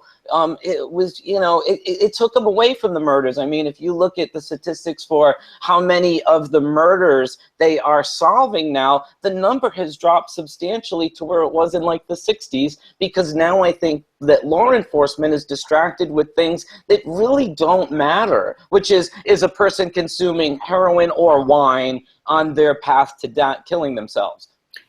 But it's all about control. It's control. It's not about the drug, which one it is, and how many people it kills. It's about the control issues. And the elites want control of the system. The people who hire people to work in factories don't want someone to come to work smoking pot or whatever. It's okay if you go home and get completely blasted on alcohol and maybe a little cocaine, as long as you show up the next morning to work in the factory and you don't seem impaired. We have to get back to, let's look at this word impaired and what does it actually mean? Because these people are using these words in a double way. It's double speak. They say impaired when they want to make you look bad, but when it's the other way, when you're trying to understand, you're not, well, I wasn't really impaired, but they want to use those old definitions against you. And believe me, until the day comes that all policemen can roll one up and smoke it, we're going to have a problem with law enforcement. Law enforcement, they are, if they aren't allowed to do it, they're not going to be overly thrilled about turning a blind eye towards you. Or if you do something to piss them off, they're going to go, okay, well, that's federally illegal, so I'm going to arrest you. Based on that, you got a lot of people out there looking to get their pound of flesh, and a lot of them work in law enforcement. And a lot of those people have never tried any of these things and have no idea. They've only got what the preacher told them in church on Sunday about how you should feel about these damn pot smokers. Well, so can I agree and disagree in a couple things? So I think you're right, and I think that. I would like to be very honest about, and Todd and I went to the 1970s. I smoked pot. I smoked a lot of pot, even throughout my whole career, up until the time where real strict zero tolerance laws were enacted.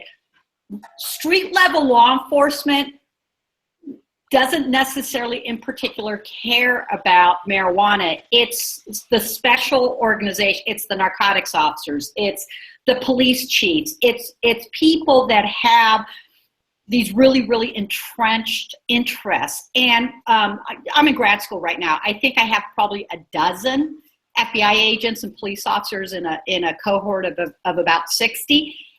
And every single one of them will tell you, we don't care about pot. In fact, we want clarity on it. And so, I think that like kind of teachers unions sometimes or police unions is you have a small percentage of people who are spokespeople that aren't necessarily representing everyone's interests. Now, to your point, I think that the problem and the biggest opposition from law enforcement on marijuana is it removes a tool to probable cause. And that's the thing that I talk about all the time, because I call that lazy policing. In fact, I was on my way to Sacramento literally 2 weeks ago, and a guy who retired deputy sheriff, now working for the state, and I'm going through all my Proposition 64 stuff because I was going to an editorial board, and literally the guy looks over and goes, let me tell you the number one reason why police officers continue to oppose this. It removes the tool for us to get in and search people. And that, to me, is unconstitutional policing. And you know, Todd, you're right. If we remove cannabis out of it, you know, last year I think we had about 1.5 million drug arrests across the nation. But that's for everything: cultivation, sales, distribution, manufacturing, possession. But 83% of all those were for possession only. And then if you break down the numbers further, it's almost over 700,000 was for some form of cannabis. And so we need to remove cannabis out of there. And, you know, it's a spearhead. It's the tipping point.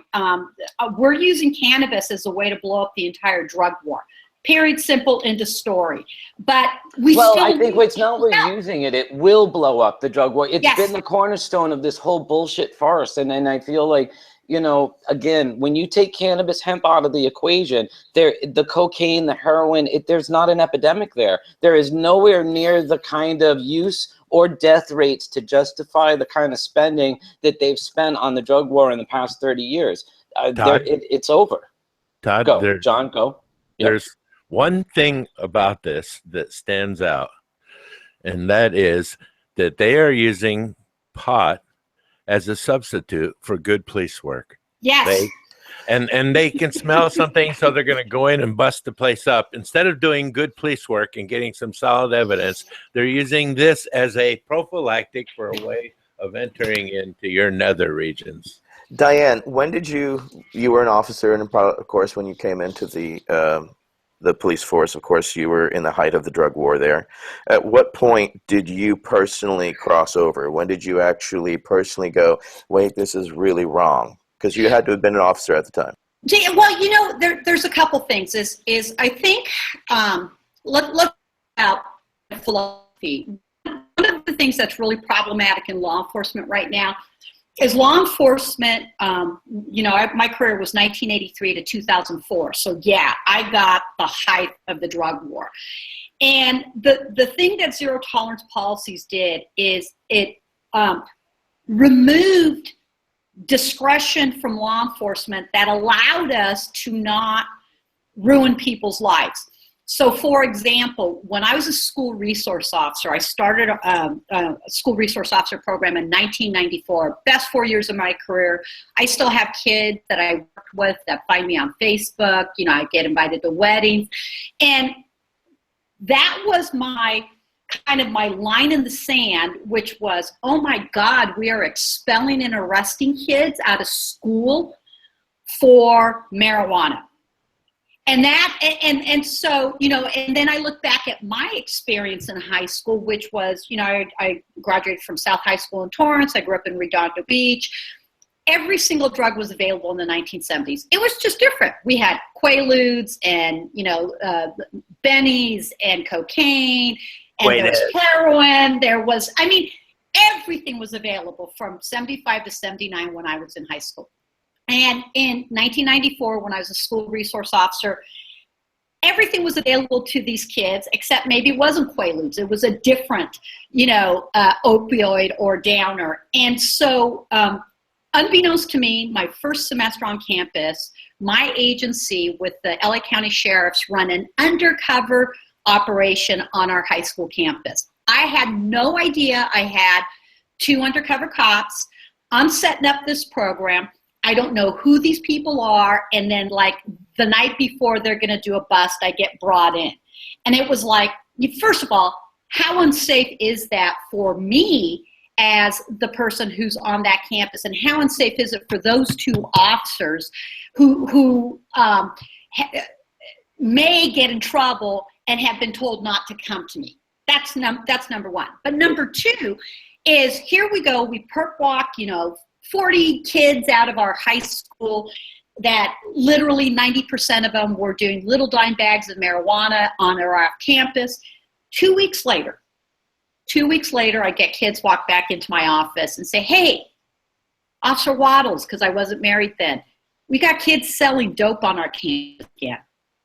And it was, and that was kind of like, you know, the drug lord whack-a-mole, drug user whack-a-mole, drug seller whack-a-mole. It was like, are you kidding? We wasted all this time, all this energy, and it didn't matter. And so, and then in that high school experience, all of a sudden we're now into the zero tolerance policy because the federal government came out with drug-free zones, is that if you don't kick these kids out, you're going to lose funding. I mean, everything in our policies is back down to money. And so we ruined kids' lives, ruined them, because we know that if you expel kids, or send them to jail, they're much more likely not to graduate from high school. And that is almost 100% guaranteed that you're going to end up in the criminal justice system because you're unemployable. That had to be gut-wrenching to witness and just be wallowed in. Yeah, it was hard because there's, I guess this was always my mantra, is I really believe in community policing. I think that policing done right is a necessary part of our society, because I cannot say enough good things about people that I know that have gotten shot. I've had officers and friends who've been killed trying to protect other people, okay? But this drug war has caused divisiveness in our society, and I think that's what really bothers me, is that I would not want to be a police officer today. I would not want to continue to perpetuate, but yet I recognize that we need police officers who want to be there, want to change the system. So, LEAP is actually getting active duty police officers now who are joining us. We have a police in Missouri who's a LEAP speaker. We're starting to see, at least in our international branches, active duty law enforcement judges, prosecutors who are working to change the system. So I think that our voice is really critical, similar to like the Vietnam veterans who were against the Vietnam War. We can make policing what it should be, but it's not just about drug policy. It's total criminal justice reform. I mean, I think our criminal justice system needs to really be changed. Well, do you think there's a culture of understanding that's happening now that we're all walking around with smartphones and we can access information, that it's more comfortable for people that are active duty to come out and, so to speak, kneel during the national anthem and say, I think there's a problem here, rather than just stand there blindly and say, I'm not going to sit down? Because really that's the problem. It's when I bump into cops and I go through the system, I had a lot of very nice experiences with individual people that happen to be cops that were very nice to me. And I never had a problem with the individuals. It's just when they put their collective bureaucratic hat on, it's a dunce cap. And they all walk around doing whatever they're told and they don't think. That's the problem I have. And, hearing that there are active duty officers stepping up and saying, it would be like in Nuremberg. I mean, and I brought this up to the DEA that were questioning me back in 1997. We had to meet them one day to tell them we wouldn't cooperate. And I asked them this, I said, at what point don't you feel culpable for the crimes you're committing on society? Because when you look at the Nuremberg trials, they didn't get the option of saying, oh, well, hey, fuck it, I was following orders. They got prosecuted for what they did, even though they were following orders. And I wonder when that's going to happen here in this country. And I'm not trying to put the onus on you. I realize you're former law enforcement, but there has been a lot of egregious shit happening under the color of law and the color of the drug war. And at what point will those people be held accountable, in my opinion, like they were in Nuremberg? Well, I think that's coming real soon, Todd. I think you got vast groups of people talking about and looking at accountability in the police and law enforcement, all the way up to and including the DEA and the other secret super cops, because all of them over the years, as you look at it, have had a bunch of rotten apples in them that have all the stuff that they do. Everything that a police officer on the beat or out in public does is okayed by somebody higher up. They do not encourage free thinking in the police department. They encourage follow the rules and do what we tell you to do and do how we tell you to do it. And that's the mentality. They have this, and they're not given very much room, because if they don't report every little thing and like take kids out of high school and search their lockers. The people that are upstairs who are handing down these orders rain hell on them. And you just got a bunch of guys who are trying to do the right thing, but they're in between a rock and a hard place. Yeah, when you're trying to feed your family and keep your job and not lose your retirement, and you know all this time you invested into it is going to go to nothing if you start speaking against the system that's paying your checks, writing your, you know, I get it completely. But like now LEAP is providing a safe space where there can be conscientious objectors and creating a conversation where even active duty cops can step in and say, you know what, guys, we got to think twice about this. We really got to divide up pot smokers and hippies away from criminals, because the criminal justice system was built and put together to take care of rapists, murderers, killers, bank robbers. And now you've got them putting a bunch of hippies who are smoking pot and who are growing weed because they like it and it's giving them a way to make a living, and pot opens your eyes sooner or later if you start smoking it.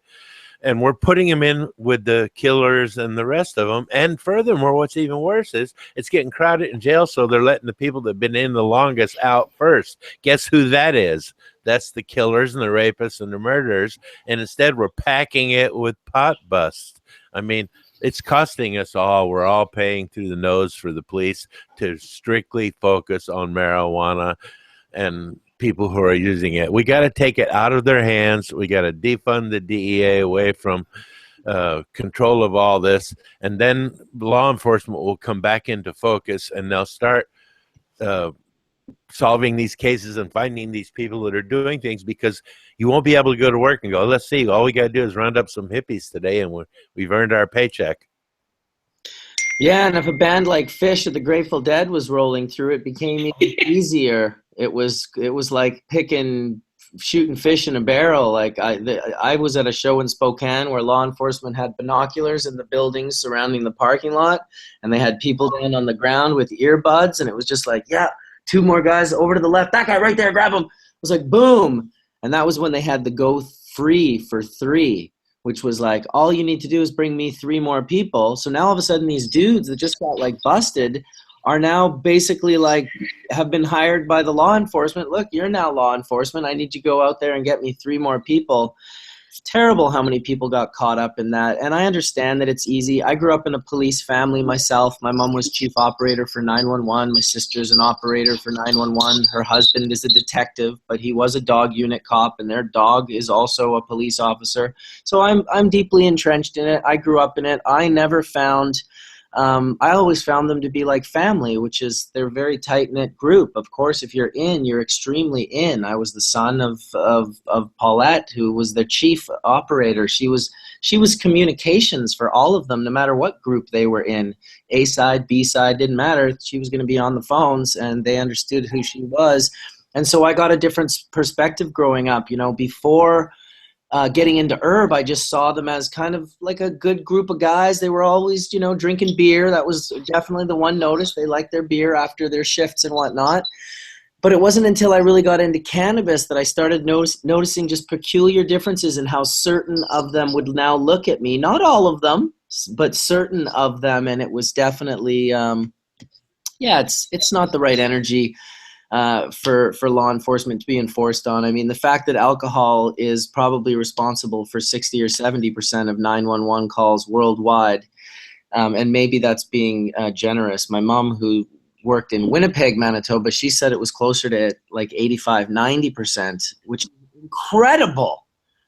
Yeah, I would tell you that my experience, my history, and this is why it's so important for voices to be heard, that I speak to probably about 85% of my presentations are, you know, in a public policy type of environment where I'm also speaking to very conservative business groups and Rotary clubs, you know, and yeah, colleges, and I do a lot of cannabis stuff.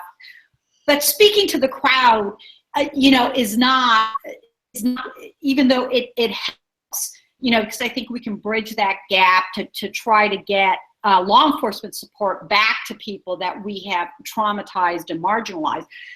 But I always shared the story in my almost 22 years of law enforcement experience. I never once went to someone's house who was under the influence of cannabis, you know, that beat their wife, their children, molested them, or raped and pillaged the neighborhood. You know, even a marijuana only driving under the influence, you know, I never, it was in combination with other drugs or with alcohol. Alcohol by far is the worst drug. That's why I retired. I got in too many fights, car crashes, drunks, that type of stuff. You know, I find alcohol to be much more dangerous to our communities. Right. You know, well, you know, that's a good point, because to me, the government doesn't care personally about you. That they come in and intervene. If you're doing, you know, heroin, they're going to stop you, lock you up, ruin your life more. But if you're sitting there slow sipping whiskey, you have a right to kill yourself. Yep. Or, you know, and that's the ironic thing here. It's like they really don't care. I watched my Aunt Lucy drink herself to death, yep. you know, in a pool of vodka, and it was perfectly okay. You know, but my cousin doing her heroin, absolutely, you know, criminal 101. And what was the end result? Nothing. They both died. There was the same end result is what I should mean. That's what kind of bothers me, because if it really was this intervention of caring, you know, put down those cigarettes, you're gonna ruin your lungs. It isn't, though. It's here's the cigarettes, here's the liquor, go get crazy. That's the spirit. And then, you know, I smoke a joint behind the dumpster, and I'm getting shaken down. But Todd, you know, one of the things about people who get involved in policing and in the police department, and same thing with congressmen and senators, the minute they get the badge and the gun, they somehow feel like they're experts in psychology, medicine, forensics, and a whole host of things that they just learned about the day before yesterday, especially with congressmen with the things like, is there such thing as global warming? And their thing is, well, I'm not a scientist, but I mean, you got a lot of police officers who think that they're expert psychologists and doctors. I mean, I once was stopped in the middle of Montana, going 7 miles over the speed limit. And because I have a shitload of pills that I carry around with me, the guy zeroed in on the pills. He wanted to look in the front seat, and I was a little less on the paranoid side. So I said, okay. And he's like, okay, well, what are all these pills? And I go, it clearly says on the bottle, they're prescription medications. And he says, these are from out of state. They're from somewhere else. He goes, you're going to have to come to the station with me. So I followed him to the station, and then they looked at the pills, and I said, by the way, I got to take my evening heart pill there. It's time for it. And they said, no, we can't let you take any medications until you get seen by the jail physician. And this is a big problem. We don't understand that people have health conditions and mental conditions, and the police just go about taking care of the situation the same way they do with everybody else. Get out the zapper or pull out a gun. And we've got to get away from that, and we've got to get back to policemen who are so melded into the community that they don't need to ask you any questions because they know what's going on, and it's already been understood and made okay that these certain things are the way they are. We don't do that. And that's exactly what our federal police doesn't do. The RCMP in Canada, if you're an RCMP officer, they'll give you 2 years in a zone. They don't want you getting comfortable in an area. They don't want you meeting, because back in the day, 20 plus years ago, it was exactly like that. One cop on this one island, and it was like everyone knew him, and it was like cool. Of course, he couldn't do super stupid shit. It was good that he was there, but he wasn't going around interfering and harassing with people because that wasn't his job. His job was just to be like, okay, I'm a policeman. If I need to get called in, I'll go do it. Otherwise, I'm just a community person that's here to be helpful. And that's the way it was, and it got changed, and now it's not that way anymore. Local areas get a couple years with an RCMP, and then he or she gets shipped to the other side of the country or another place, and it sounds a lot like the kind of stuff they did during World War II in prison camps, doesn't it? the same kind of psychological gambits. The guards kind of are used against us in the same way. It makes one take pause to think, what the fuck is actually going on here? Because they're treating us just like it's a big giant concentration camp. You can't use this, you can't eat that, don't pee here.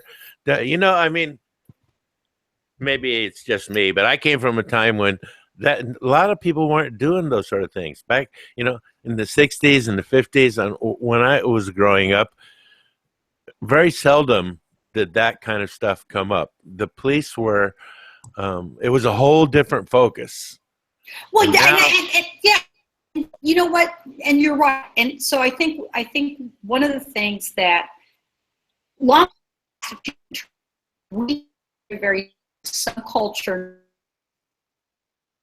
say, you know, let's say that John, the hippie culture from the days, you know, from a societal standpoint, subcultures develop. Law enforcement has its own subculture. That needs to be drastically changed. We need to hold law enforcement accountable, that if somebody sees someone doing something wrong and they don't say something, they need to be held accountable for that, for not moving forward. But I think the other issue is we have to remember that this whole drug war, back up, you know, hundreds of years, is law enforcement largely ignored cannabis up until the 1960s and Richard Nixon, and political we had in the changes in our society. You know, society changed tremendously, and Nixon did that to gain political power, no different than Trump is doing now. You know, I think this is what scares me very drastically about our political is what happens if Trump is elected. You know, he says that he'll respect states' rights, but I don't believe it. I think that if Trump gets elected, it's going to set cannabis and drug policy reform back for a long time. So one of the things we need to do, one of the things we don't ever talk about, is law enforcement was placed into the executive branch of the military was for a particular reason. We're supposed to be advisors. We are not supposed to make laws. We're supposed to serve the will of our legislators and our constituents and enforce the laws only. Now, organizations that hold a tremendous amount of political power, and they actively use lobbyists to undermine the system. And that, to me, is completely unethical. Well, listen, Diane, you know, in 1877 in Texas, the Texas Rangers, they had this thing of shooting people in the leg, like Todd was talking about. And one senator asked him, why do you guys just shoot them in the leg? And this, I forget the guy's name now, but he was a famous Texas Ranger guy. And he says, listen, he says, our job is to catch these guys and disable them, keep them from doing crimes. We're not executioners. I think a lot of cops today forget that. And I think that's a great point. You know, but you know that this is where I think the culture of policing in America has to change incredibly, and I think it's only going to change when things like the drug war are taken away from them as tools of abuse, because the drug war has been a big stick that they've really clumped over the heads of the chosen few that they've wanted to extend their authority over. And one of the main reasons I've been such an advocate of Proposition 64 passing, even though it's not, you know, the utopian lottery ticket to cannabis freedom we'd all like, it's going to stop bigoted police from being able to harass minorities for amounts of cannabis that I give away. And well, I would bet on that. Oh, no, it is. Listen, you know what?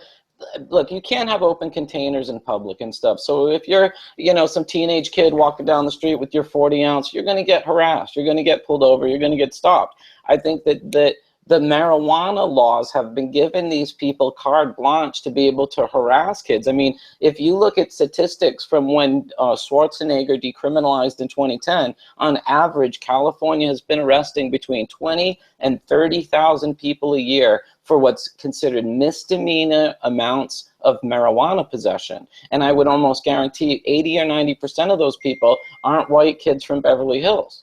And Todd's right. I just actually looked at stats for this because of all the work that I'm doing in the editorial interesting enough in California is Latino teenage boys are the ones that are being targeted for misdemeanor tickets. Then you have African Americans, and then you have whites. And so, and it's in the age range of under 18. So one of the things, if we care about our kids, is what we have to recognize is if and when it passes, is if you're under 18, you're going to be treated the same under that infraction level. And if you have an amount that's over, is you can't go to jail, you can't go to juvenile hall. You know, the worst thing that may happen to you is you'll have to do community service. You can't get fined any more than like $100, and your record will automatically be expunged when you turn 18. So that's what people don't understand today. If you're a kid and you're arrested for anything, is your record does not automatically get expunged. Is you have to go out and do it yourself. You have to have the fiscal resources, you know, and the know-how on how to get it done. Now it'll just happen. If Proposition 64 happens, that is one of the parts of the law that we'll enact? Yes. That's fantastic. You know what? It's interesting that you say this, because that I didn't realize. And another thing I didn't realize is that cases would be dismissed all up and down the state by prosecutors because they, one, don't want to try the cases. They don't want to go through the expenditures of their budget. They would rather go after more problematic people. And, you know, I was in court because I'm the only one that got prosecuted out of the Oaksterdam University case for growing cannabis. And the prosecutor flat up said, you know, let's put it off till after the election, because if this passes, we being the prosecutors are going to make motions to dismiss cases up and down the state. And I was kind of surprised by that. But if you look at Colorado and you look at Washington State, that's exactly what happened after the respective propositions passed as law. And in addition, literally at 12:01 a.m. on the night of the election, if it passes, that people will be able to start requesting expungements or resentencing of their cases. So statistically is right now is, we just got the information from Department of Corrections. There is currently nobody in Department of Corrections that is there, at least that's what they're telling us, for cannabis-related offenses. I don't necessarily agree with. I think that they're kind of skewing the stats, but a lot of people now, because of AB 109 and realignment, are doing their time in county jails. But if you have a felony that's being reduced to a misdemeanor, you can get that immediately resentenced. So that's another positive thing. And you know, so it's not perfect. I will be the first to agree, but I think from a social justice standpoint, it's going to do a tremendous amount. Well, you know, though, when we talk about the complexity of the problem, I don't think there's ever going to be a silver bullet that takes this monster down. So it's really going to be an incremental change that's going to happen that we can't avoid. I mean, there are so many problems, from asset forfeiture to, you know, to police using, you know, bigoted laws against minorities that all have to be addressed. And it's going to take time to do that. Go ahead, John. Todd, I think there is one silver bullet that could do the job. And I myself have been working towards it diligently. And I post online about it all the time. And that is to allow our vets to treat themselves with marijuana for PTSD. Yep. And if that happens, then the feds have to back off, because the only way that the Veterans Administration can get involved is if it is descheduled. And believe me, there's some mighty powerful forces in veterans organizations working towards that right now. And I think if there is a silver bullet, and I am saying if, I mostly agree with you about that, Todd, because nothing really changes unless it's long periods of time, and all the people from the original idea died. But anyway, I think what's going on is that a lot of people in the VA are pushing towards the idea of allowing VA doctors to prescribe for vets. And I think that can knock the giant to its knees and refocus law enforcement away from one fucking, excuse my French, thing, marijuana, and refocus on what it is we originally hired them to do, and that's to keep us safe, make sure we're all okay, that we can walk in the neighborhood at night and our kids are safe. And they're not just out buying new tanks from the Department of Homeland Security and crushing your front door because someone said you had a joint in there. And there's a couple of things that law enforcement just doesn't seem to be getting onto right now. And that is, they are not an occupying force here, goddammit. They are people we hire, and they better start paying attention. I don't care how entrenched they are. They're going to, the change is coming.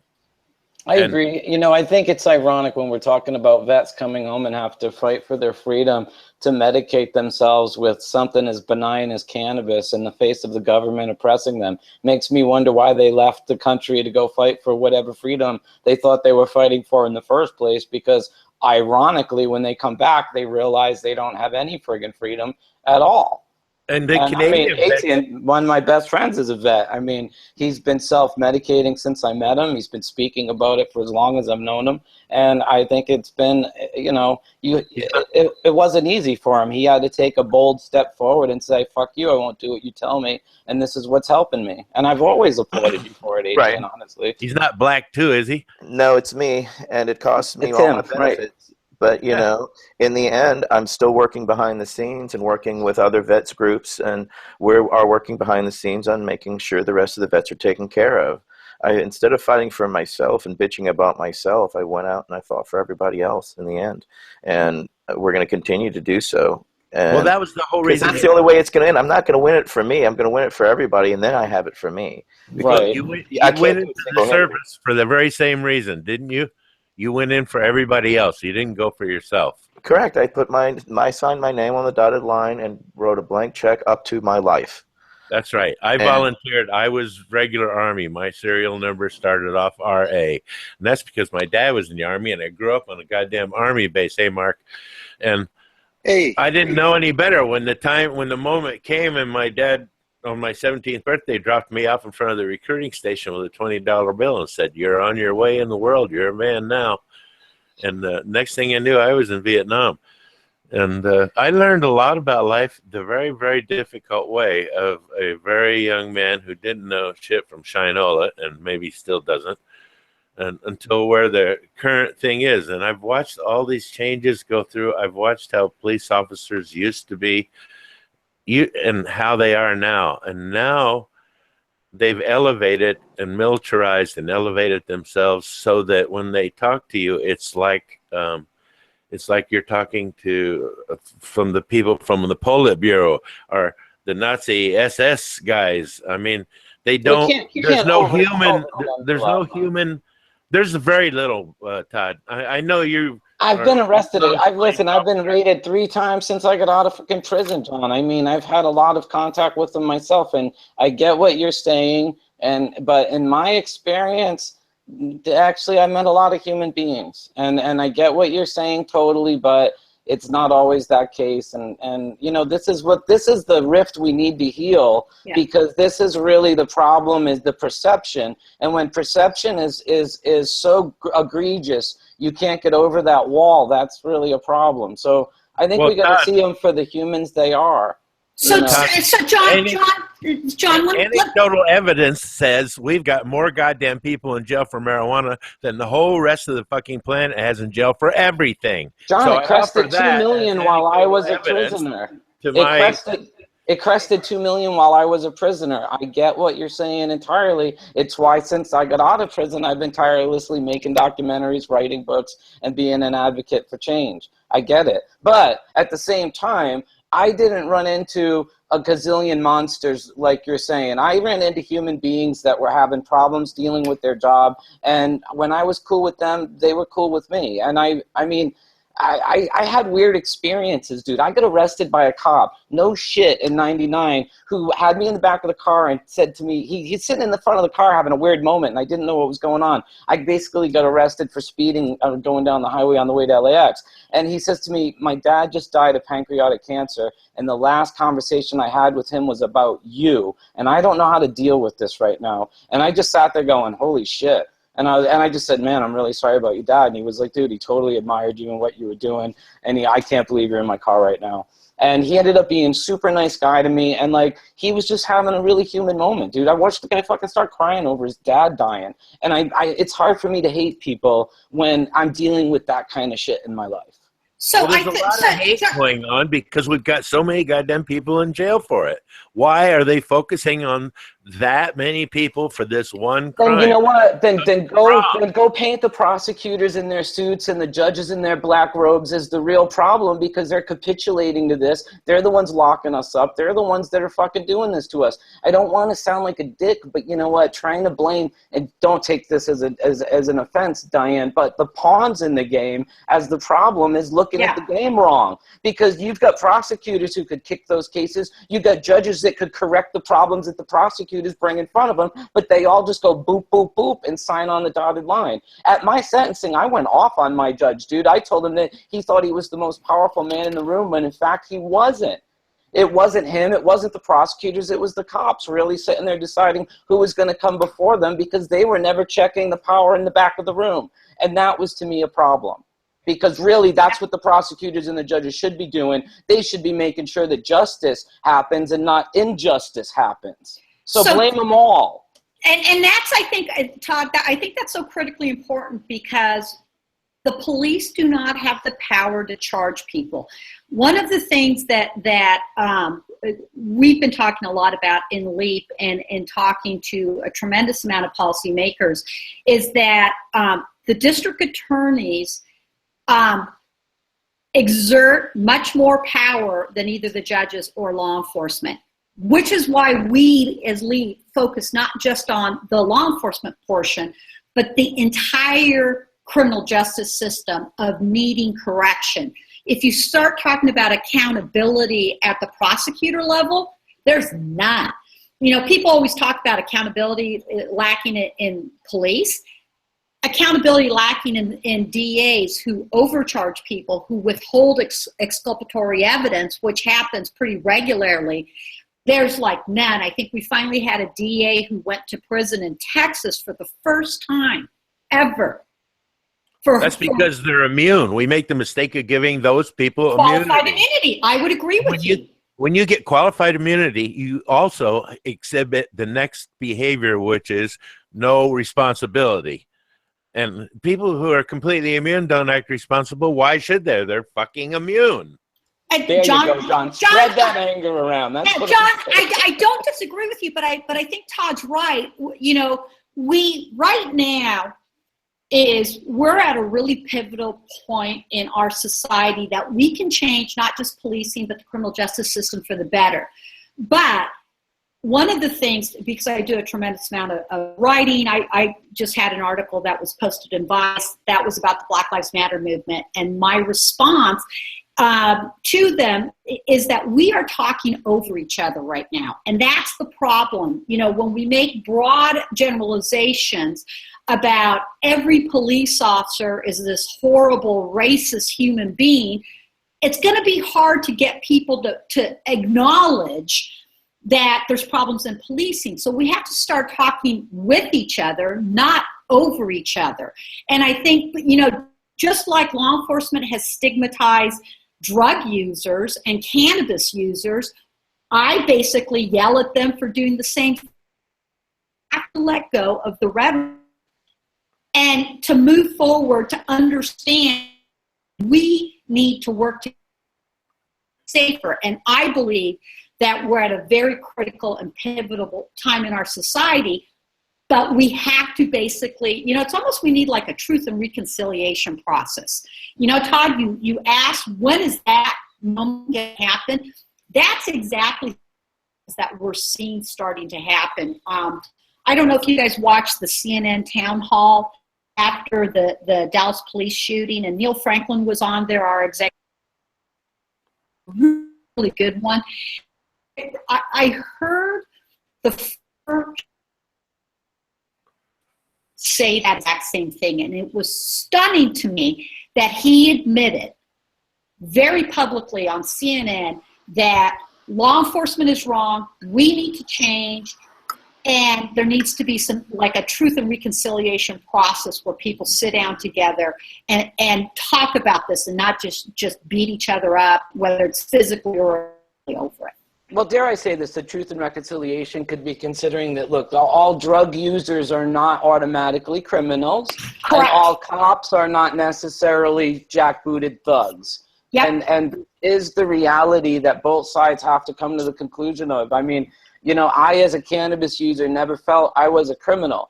I was not someone who's going to go rob a bank. I'm not hiding a gun. I'm not going to go jack somebody. I'm against all that shit, really. And you know what? I kind of believe in a civilized society. I like going out and not worrying about myself. I like not getting stolen, you know, things stolen from my car. I like that in the world, and I'd like to see it perpetuate.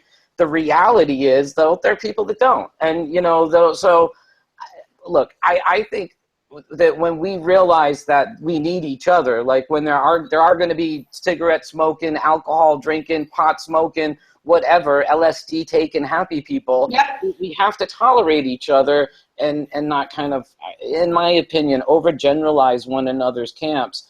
And Todd, this is why I was so embracing of LEAP, John, to be honest with you, because to meet some of the early people in it, they were featured in both our films, The Union and The Culture High. And yep, I think that realistically what they were saying needs to be heard because they're coming from a place of experience. You know, I have never been a cop. I'll never be a cop. When I say the drug war is bad, people look at me and go, yeah, because you're a pot user. Of course you do. But when someone steps up who's the former chief of police of Seattle and makes the point, I'll step aside and go, now what do you have to say? And because realistically, they're coming from a place that isn't circumspect like I am, because I'm standing there literally with a joint in my hand, puffing away, obviously wanting my own liberty as much as I want everybody else's. Todd, you're circumspect. Listen, the thing about, I'm not trying to jump on all policemen as being bad guys, and I'm not trying to group them all in one group of people. But what I do believe is that if you're immune, you're probably not going to be responsible. Irresponsibility and immunity are hand in hand. When these people are made responsible for what they do, like when we get a handle on DEAs and our DAs and tell them that you can't just show the evidence that you want, and you can't just allow the testimony that you want, and you can't just, you know, these are people are being railroaded by these people all the time, and they're doing it because these people are trying to further their careers by acting like a tough guy. I'm a tough guy. I put everybody in jail. I totally agree with. I'm for locking up, you know, the parents of children that fuck up, because I think there should be that level of culpability. So giving them immunity to me is I completely agree with you. I think that honestly, all the way up there should be, you know, there should be responsibility for these decisions all the way up to the judges. I really think that lifetime positions and immunity are like poison in our system. Well, now that we're getting rid of pay-for-profit prisons, things may change because it'll go back into the hands of the state, and those people are going to have to perform for a change. These private prisons they put people in, you could go in one of those for a year and never get out. They do kangaroo court jobs on you in there. You were found with a button in your pocket during lunchtime yesterday, so therefore we're going to give you 6 more months on your sentence. These are the kind of inequities that are happening in what is now laughingly called the U.S. justice system all the time. We've made a business out of it. How bad is that? I mean, Chinese people, I have Chinese friends who used to say, hey, you know what? He goes, now you got more people jailed than we do. And then I come back to them as I said, yeah, but you guys, you know, you don't put them in jail for over a half hour and then you shoot them. Well, I hear you. Can I ask, Diane, what are some of the things LEAP is working on now? What direction is it heading? Well, right now we're ingrained in cannabis campaigns across the United States. And after the election, we'll continue with that portion. But one of the things that we're working on also is asset forfeiture reform, not just in California, but across the rest of the country and at the congressional level. I talked about kind of the importance of California as election this November, not just on California, but how it's going to impact kind of the global drug policy. Also, Congress, John, I hear you say about how we need to deschedule. If California has this, I think that's going to create even more pressure for that issue, create pressure for banking reform. It's going to create pressure on our UN treaties and how we pressure other countries to, support drug prohibition. And in fact, yesterday, or was it the day before, Pino Nieto said that if California legalizes, he is going to introduce a similar type measure in Mexico, which will go to great lengths to reduce violence down there. And so, LEAP is working on the expansion of our international branches. In February, I was in the United Kingdom, and we kicked off LEAP United Kingdom in the House of Commons with tons of support from and active duty law enforcement there. We just kicked off LEAP Germany. LEAP Belgium may come online, and LEAP Belgium is interesting. It's actually an active duty police officer who's getting the support of other police officers over there to change the laws. And so, as I think our goal and our role continues to expand, remember in 2002, we started with 5 retired and active duty police officers. We now have, I think, over 5,000 current, former, and retired criminal justice professionals. We have in excess of 150,000 community, and we're starting to have policy call us all the time to ask our opinion on new laws or better ways to change policing. Very cool. It's definitely a very cool organization. I'm in the same boat as you, thinking that the gap needs to be bridged, and people need to understand that it's happening here in the sense that a lot of people are upset about how our cannabis laws are coming into effect. We have dispensaries on one scene still operating under civil disobedience. We have licensed producers operating with licenses under a legal federal regime, but there's this gap between the two, and you just see people involved on both sides just constantly promoting that gap rather than actually looking at Health Canada, the people who are making the policies, who are creating that gap in the first place. And it sounds like the same thing with law enforcement should be liked. I'll never forget asking my brother-in-law, Jason, who was a dog unit cop at the time, and I said, I always realized that the firemen all have really cool stickers on all their vehicles, and I always see one, and my dad was a fire chief, so I'm like, it always feels like, yeah, there's a fireman, like right on, that guy's a fireman right there, he's got a sticker on his car. And I asked my brother-in-law, why don't you guys put stickers on your cars? And without even skipping a beat, he just said, "Oh my God, Mark, they would vandalize our cars.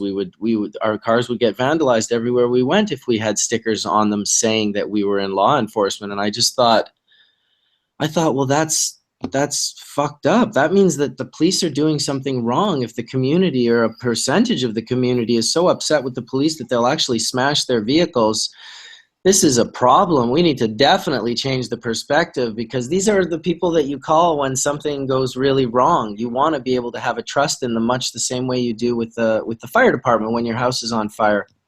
Sure. Oh, you know what? I think that every person that I know who's a speaker for LEAP and our board of directors all had their epiphanies in very, very different ways. Neil Franklin, our executive director, had his best friend killed in an undercover drug operation in D.C. He was a UC, and he went in to buy dope, and it was supposed to be a big deal, and he got executed, and it was a money rip. is what it ended up being. And, you know, other people like Norm Stamper saw it from the police chief perspective, and what happened in Seattle. I saw it through my brother's eyes, or from, you know, having to arrest high school kids. And each one of us are trying to fix the system and make amends for the harms that the drug war caused. And so we're the perfect bridge builders between groups and organizations. It's not easy. You know, here in the United States, we just had the Fraternal Order of Police, the largest police union, that just endorsed Trump, and they're proud of it. And I'm getting ready to write an article about, well, gee, one of the only reasons you're doing that is because he talks the same coded language. For some, you know, make America great again to me is just go back to the 1950s and white America. No civil liberties, no, you know, there wasn't a feminist movement. There, you know, it is, we don't need to make America great again. You know, we don't need coded language to go back to how it was. It, you know, yes, it was different, but it wasn't that great back then, or we wouldn't have had the riots over the Vietnam War, or civil liberties and other issues going on in our society. And so, you know, it is, I think that there's a tremendous amount of police officers that are kind of like the unsung majority actually, that are having why they got into policing, which was to help people, be hijacked by people who value power, self-entrenched interest, and have, in some aspects, you know, some real bias towards minorities. You know, you look at the board members of the FOP, they're all old and white. They're like, you know, I say this all the time, and I don't wish ill will on anyone, but right now what we're seeing is the extinction of an era of dinosaurs. You know, no different than if you've ever been to the La Brea tar pits, where, you know, there were dinosaurs that were dying and they were being sent into the tar pits and had no clue that they were going to be dead soon. I don't wish it on anybody, but we are seeing the last green, and they're going to be gone soon. And I can't wait for the day so we can really enact smart policing, community policing in the drug war, in implicit bias in policing, and really work to make our communities what they should be. Don't you think we should have like 2 levels of law enforcement? When something comes up, first the guys who are level-headed and don't take a gun with them go and talk like the Swedish police do in most of the cases, and they talk and they interface with them. And then if you really need it, then you call the guys who have guns. But if every time you call the cops, the guys who have guns come, you're going to run into this anecdotal problem of guns being used to solve the problem.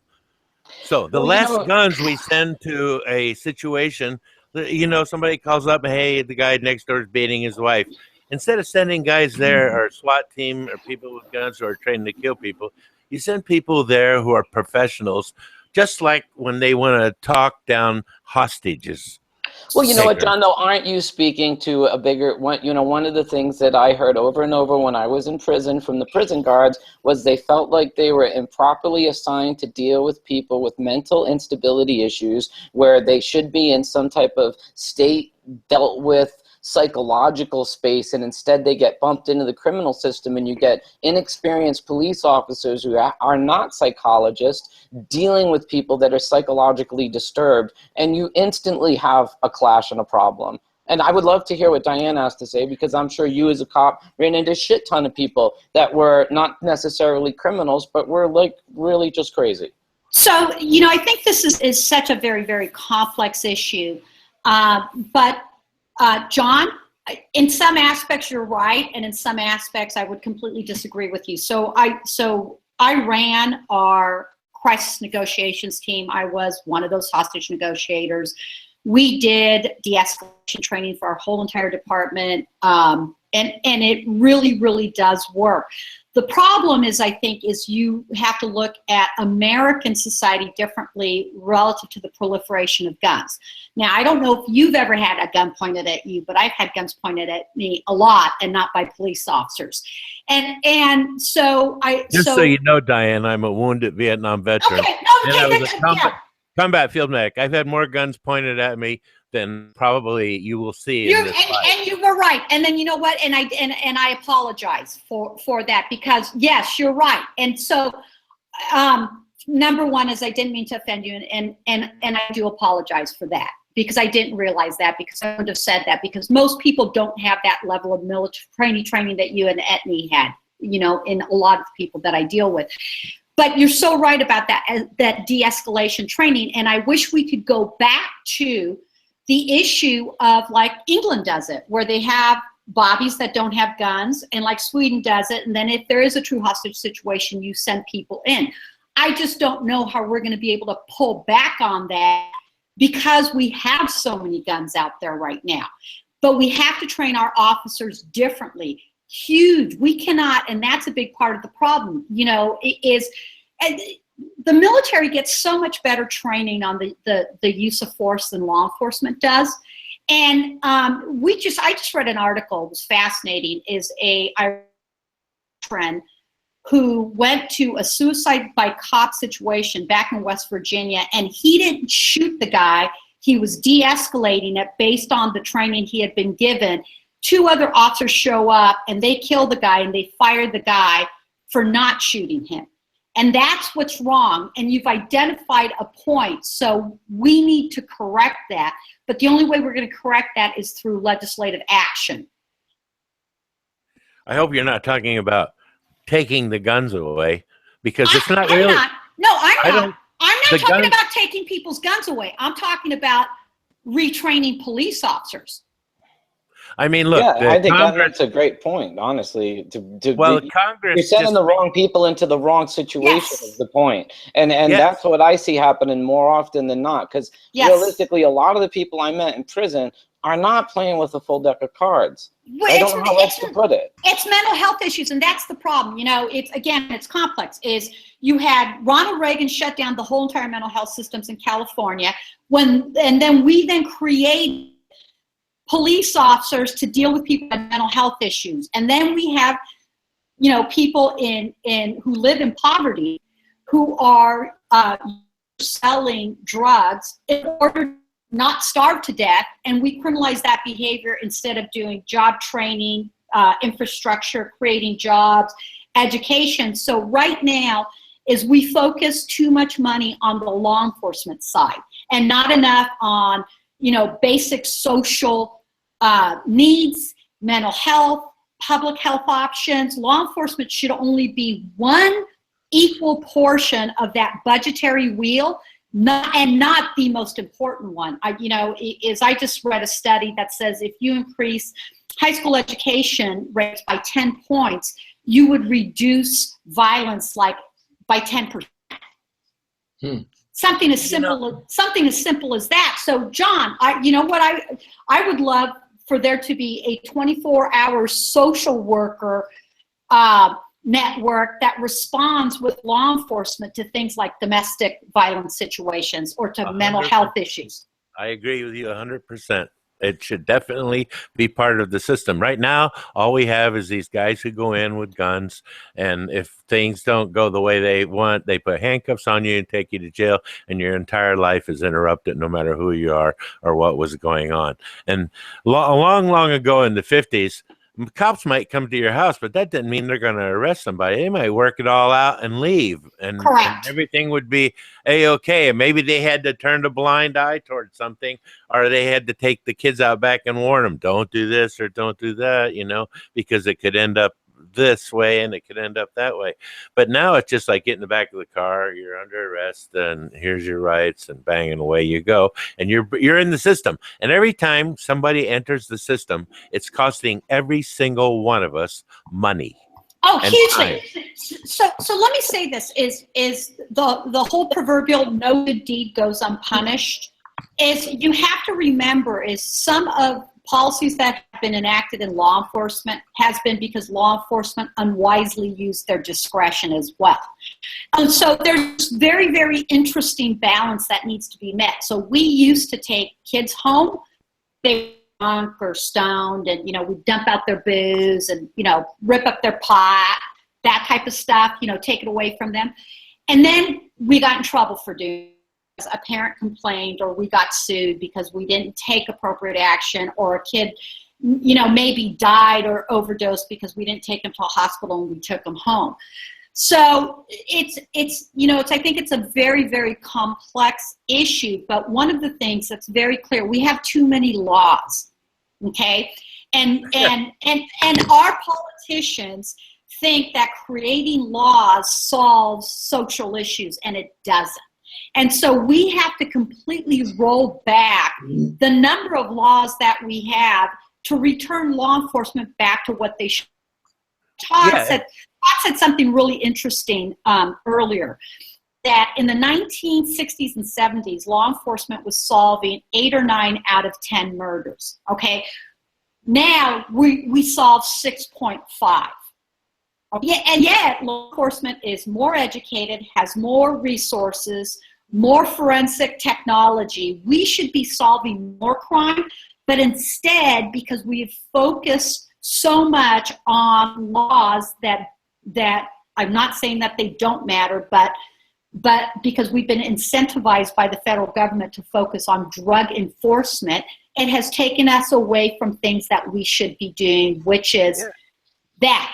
You're saying if you have this many laws, what happens is people who are enforcing the law start enforcing it selectively.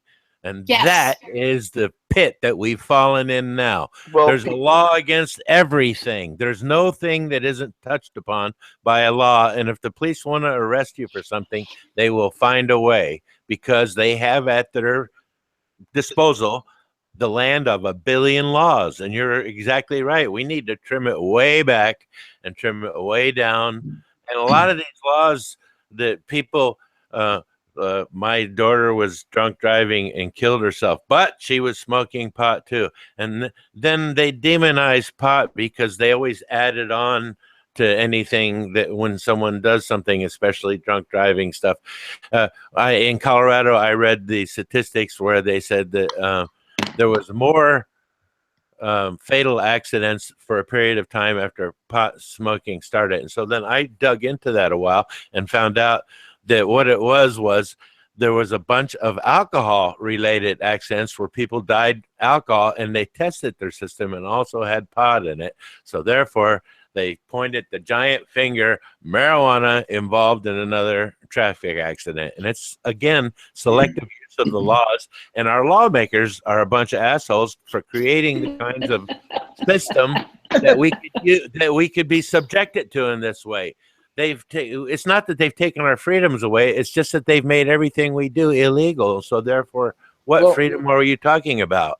I think a funny poster would be, is your police department distracted by the drug war? And then put that statistic of how, 8 and 9 out of 10 murders were being basically figured out in the 60s compared to 6 out of 10 now with all the technology and advancements we've had. And it just really qualifies how distracted these people are with mundane laws that don't matter, like the drug war or possession of a small amount of whatever, cocaine, and high-tech toys. Name it.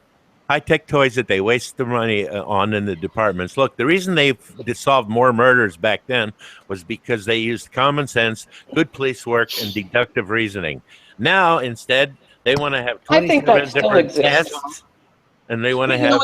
This is the thing, though. I think that we use the resources of the police department differently. When you talk about the 60s, you cannot miss the fact that you didn't hear the drug war uttered out of Nixon's mouth until 68. So if you're talking anything utopian pre-68, you're talking about a police department that was not distracted with the bullshit that the 70s and 80s and 90s were, which was run around, look for people doing things other than alcohol, tobacco, and pharmaceuticals, and give them a hard time, because that's how we're going to fix society. and then put them in jail, and then say to all the people listening, look how many of these dirty, rotten, pot-smoking druggies we got and put in jail this year. But guess what? Here we are with 2+ million people in jail, mostly for marijuana. And guess what? Every single one of them costs about $50,000 a year to take care of, when we could have had a 24-hour social worker go in with the police force, and maybe the whole thing would have been defused and no arrest would have happened. But no, social work in the police department these days is, what kind of a gun do you carry? Jesus. Well, we're a long way away from rehabilitating human beings, and now it's just about warehousing human bodies. And when that changes, society is going to have a significant shift. Indeed. I wanted to welcome Mark Scialdone and Marcel Braun into the room, to the conversation. We're having an interesting conversation today on our 2-year anniversary. What's up, guys? Thanks for having me. Yeah, man. Good to see you. Glad you made it. We're just, yeah, it's been a while. How are you, Mark? You seem to be somewhere out and about right now. Are you at your course? Yeah, we're at the Chemistry for Hash Makers course here at Cloverleaf University in Denver, Colorado. Say hi. We were actually out to lunch. Here's class coming back from lunch. Nice. Nice. I like that. Professor Mark. Yeah, so we're talking about chromatography, and we're talking about, in this slide, identification of residual solvents by HPLC. Nice. Hey, Mark, That's are you guys talking about reverse phase chromatography by any chance? Say that again, John. I didn't hear that. Have you guys discussed reverse phase chromatography? Reverse phase and normal phase, yes, both of them. Gee, I wish I was there listening. Oh, just hit me up anytime, John. I'll be happy to tell you about it. Well, that's good, because So, I have a few questions for you, but I don't want to ask them here. Who's helping us hold the fort down? Ben Cohen here, and we got Michelle from Green Dot, and there's Chris from Hawaii. So these, everyone is coming back from lunch now, just taking a lunch break. Much love from Colorado. Yes. Well, I got a couple of important questions for you, but I don't want to ask you here. Oh, well, go ahead. Feel free to, if you like. No, trust me. I'll talk to you later. So Marcel, how goes the coin making, and how is Mama Jessica doing? Mama Jessica is doing wonderful. She's right here. Hi. Heck yeah, she's doing good. Everyone's happy and healthy. We're really blessed and grateful for that. We totally pulled a coin last night. We were up to like 3 or so doing that. It was pretty awesome. Can you show us? Yeah. Up till 3 pulling coins. There's that chunk of coin right here. I had it right here. So many different aspects of our community.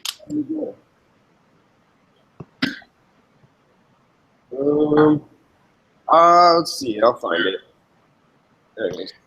Marcel will find the coin. Mark's about to teach a chemistry and hash class. I think that's really cool that Cloverleaf is doing that. I gotta say, it's great to see. This is a really rough chunk. It was too hot a minute ago to put it on the cold working wheel and make it flat. It's just not getting through enough. It says art equals modern warfare. Art equals modern warfare. And it's a 6.6 unit coin. Beautiful. I'm sure it was quite an adventure, as it always seems to be. Yeah, it was definitely an adventure. My friend Jack was here filming with a professional camera crew, and so we got some really quality footage. And, how many people actually work on a coin? God, it must have been like 8 of us last night, 8 or 10. And I mean, it depends on how many people are there, because the team will tend to kind of fill. You get more people doing less work sometimes, but overall, you've got to have a solid like 6 people, or it's just not even going to happen. the end dip when we open the big door to put the whole coin in for the last time. You got like probably 4 people that are just stationed there to block heat from the people that are doing stuff. 2 people, 3 people actively like pulling the thing out and getting it cut off and stuff. So that's like the most intense part right there. But yeah, man, we're really excited about the project, and actually Dan Collins has been editing footage from January till now, and we're about to release our first like edited piece of work. Awesome. I saw that you guys had someone filming. Yeah, that's someone with Robert here. Since nowadays, especially. Welcome to your world. I can honestly say last night we just did a 12-hour adventure with this master artist, and we're working on a project called American Glass. And what's amazing is he's a little modest. There must have been around 15 people in support, 6 to 8 active people. You have to understand this heat. These guys are sweating. It's the most physical, active thing I've ever seen. So we came out of Nevada with a full crew to shoot this in 4K and automate it so the whole world can actually see how Eugene, Oregon has taken glass, a 4,000-year-old human art form, and has really elevated it to a process that is absolutely amazing. Nobody in the world's pulling projects like this. I hate to embarrass him, but please tell everybody how hot. Oh wait, you're gonna love this. The furnace has a name, okay? Draco, can you guys see that? I can't see this. Doesn't really look like much when it's not all bright. When we're working out of it, the interior of that chamber is about the same color as the sun. Wow. That same bright yellow.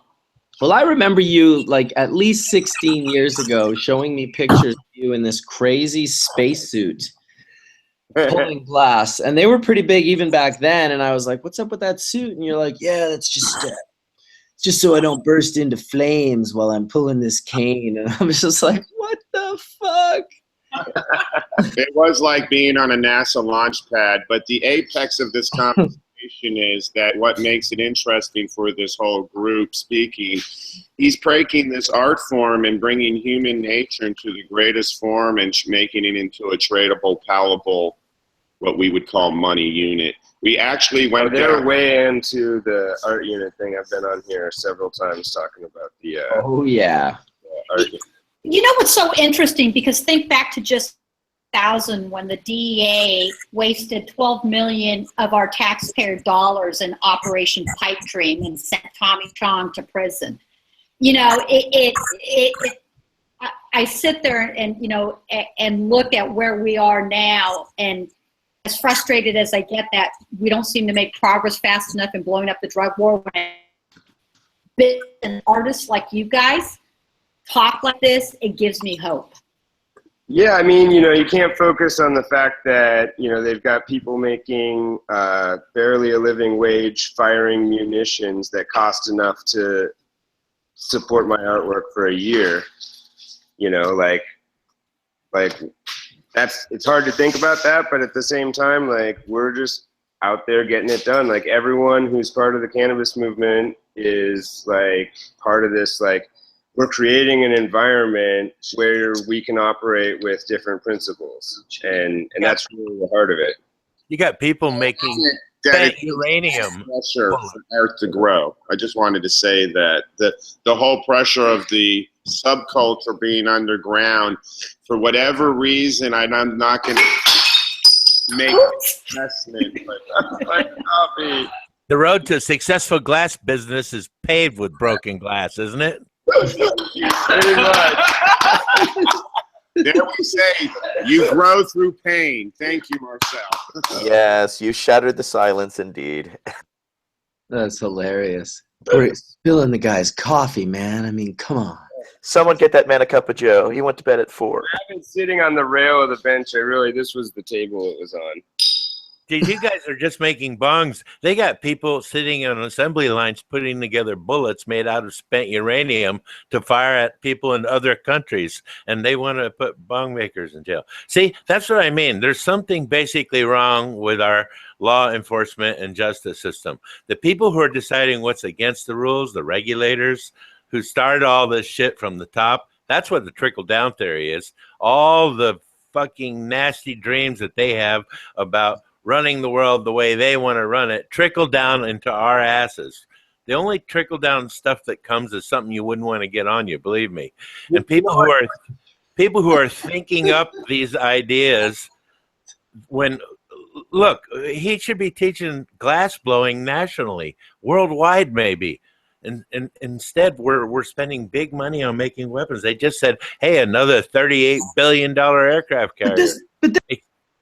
By any means, this isn't exclusive to law enforcement. All of these systems are flipped up on their heads. Look at the medical system. I really like what you guys were saying when I first came in about talking about getting a hold of the DAs and getting a hold of the DEA and like getting them to like reflect more of what we're interested in seeing in their choices for policy and stuff. And I think that's kind of the concept behind the Project 33 currency idea is we're just creating an environment where you can choose to do that. I thought it was called free trade. And if it's really free trade, if you want to use banana peels for money and somebody else over there is happy with taking them, what is the frickin' problem? You know, they want a monopoly on it, so they want only to use dollar bills that they print, which are shin plasters, as my grandpa used to call them, because that's all they're good for in time of real emergency is shin plasters. And right, because they want the control of being able to pull the rug out from under the currency. So if they're the only ones who can do an IOU-based currency, then no one else can have that easy ability to provide an alternative so that then they have full control. Now, if we choose to provide an alternative through real value with something like an art unit, then it's not an IOU-based currency, so they can't pull the rug out of it the same way. Well, obviously you're a commie, so you would be labeled a commie immediately with that kind of thinking. Those kind of thoughts are the thoughts that come to you after you start smoking a little pot and you start looking around and realizing what a giant fuck has been going on behind your back, literally and figuratively. Absolutely. in your pants. And you start thinking to yourself, gee, what would be wrong with that? Nothing. You know, the ultra rich actually use that. They use it to buy art. Oh, this Picasso sold for $347 million last week. Bullshit. The only people who are going to pay $347 million for a goddamn painting a guy did 75 years ago are those people, the elite who are running it, who are talking about such nonsense. I mean, no painting is worth $347 million. You have to be living in a whole nother universe, a whole nother parallel dimension to even think that might be the case. But those are the people who are making the rules up for the rest of us who are living on the, hey, let's buy a $7.95 print of that and stick it in the kitchen. What do you say? Well, right, exactly. You know, and when these guys have this language that's based on excluding everyone else, so they're the only ones who can use it, then you get these kinds of, you know, bullshit effects where, you know, some of the earlier currencies were like certain kinds of shells. So you could have, you know, your tribes people could go out and pick shells on the beach and you'd be bringing currency into circulation. And when they did that, they're not wasting their time. They're actually doing a service for everyone and all the tribes where they now have shells that they can trade with. And they can go to a neighboring tribe and carry in one small bag enough trade value to bring home all the resource they need from that group of people for the year. But that doesn't go through the IRS, see? I should call it the IRSS. And right. When you start with these alternate currency things, you're taking their fingers out of your pie. and they don't like that, and they make rules about it, and they'll make new rules about it, and guess That's who why they'll use? they're filming him, because he's actually doing it. He has a whole group of people that come in here. They're dedicated to the process. And you know what's great about a conversation like this is when we're all done, you could spread the word that somebody's actually doing this, participating in, and making the highest quality art piece. This piece of currency is absolutely amazing. That's why a whole crew's here to help tell his story. And I can honestly say to the leader of this forum, it's amazing how you get all these people together. It looks like it's an international forum. Are other people doing these form of high-end art dollars or community art pieces? How do you phrase the coins? Art units. Art units. Is that happening in Canada and in other companies like it's happening here in Eugene? Still happening on islands in the Pacific with shells. Which island is that? Oh, there's plenty of them. I mean, you look at the people who did what he was talking about, shells and also stones. And the controlling thing for that, there's not everybody could just go out and run and grab a bunch of stuff off the beach. These had to be really nice shells, and they had to be really big stones. Some of these stones were like 8-foot diameter with a hole in the middle of them. They'd roll them over and go, hey, we want to buy some potatoes for next year, and here is our giant stone coin. Well, and sure, that's the aspect of it where it's like maybe that coin was a really rare like chunk of a metal like gold, but you know, when you put the value in by choosing something that actually has the value there, like the shell has that value, everyone accepts that, not that it's an IOU for somebody did the work of picking a shell. It's like that's really a shell. And so of course, but the stones weren't made of gold. The valuable part of it. What I'm saying is the art. What you're talking about, the stones were works of art.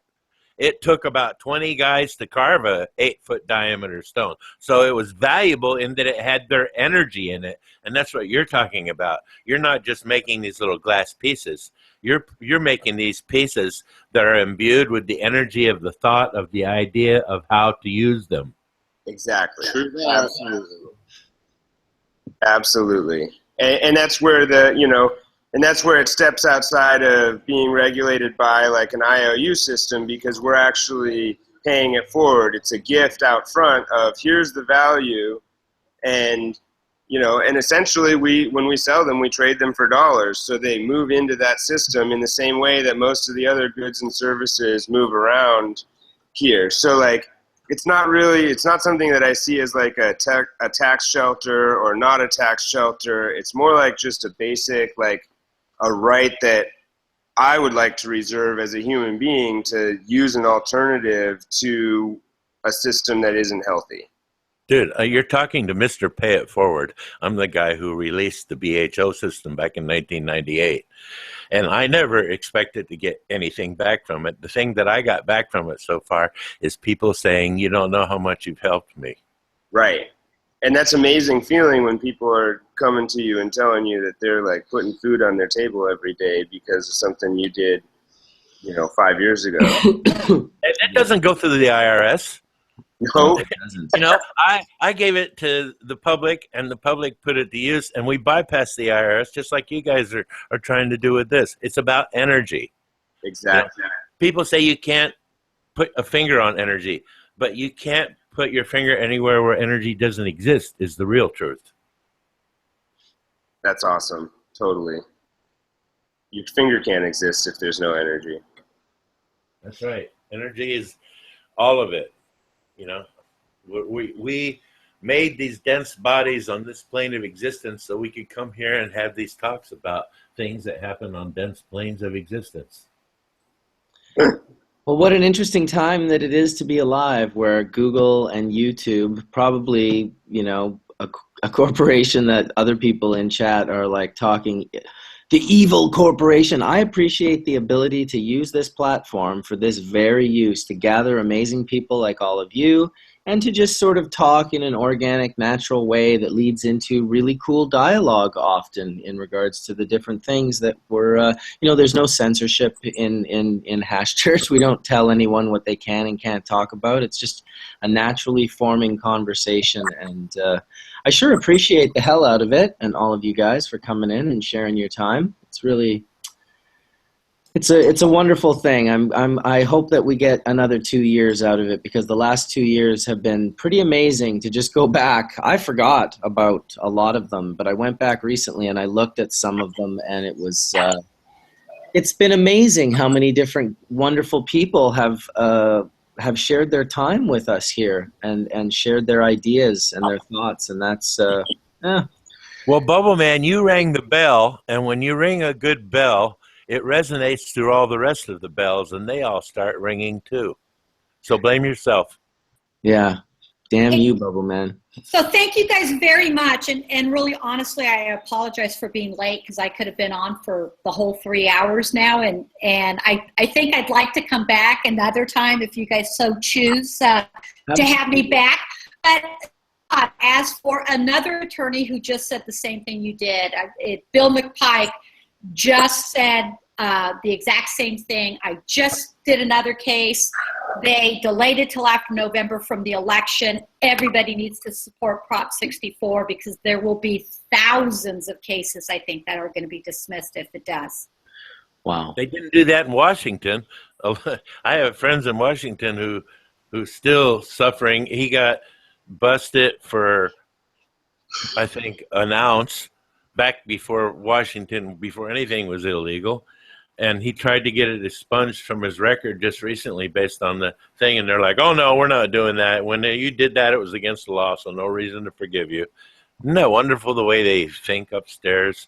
It makes you think that, gee whiz, the people who make up the rules and run things don't really give a shit about us, that they don't really care about us, da-da-da. Well, it's amazing that is in Prop 64 for Californians. I mean, that is something that's in the rules. So maybe if that gets voted in, we'll see a small, slight change in the right direction. Thanks, Diane. Thanks, Diane. Thanks for coming on. Definitely invite her again as well. I wanted to get William Vandergraaf on. Sorry, who is.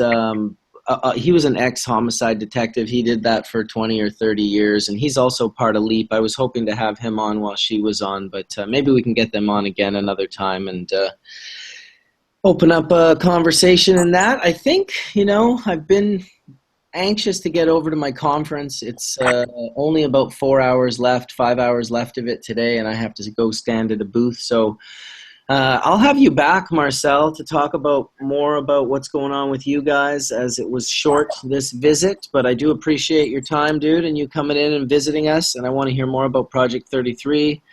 Thanks, Todd, for bringing in a great guest and, interviewing her and just doing a wonderful job as per usual. Etienne and Skunkman Sam, John, INDRA. Always appreciate it, guys. Much thanks to the audience, the 700 or 600 people that are still watching. Thank you guys so much for sharing your time here at Hash Church. We will see you next week for Hash Church episode 105. And, hopefully it's a good one. Thanks, everybody. Thanks, Mark. Bye.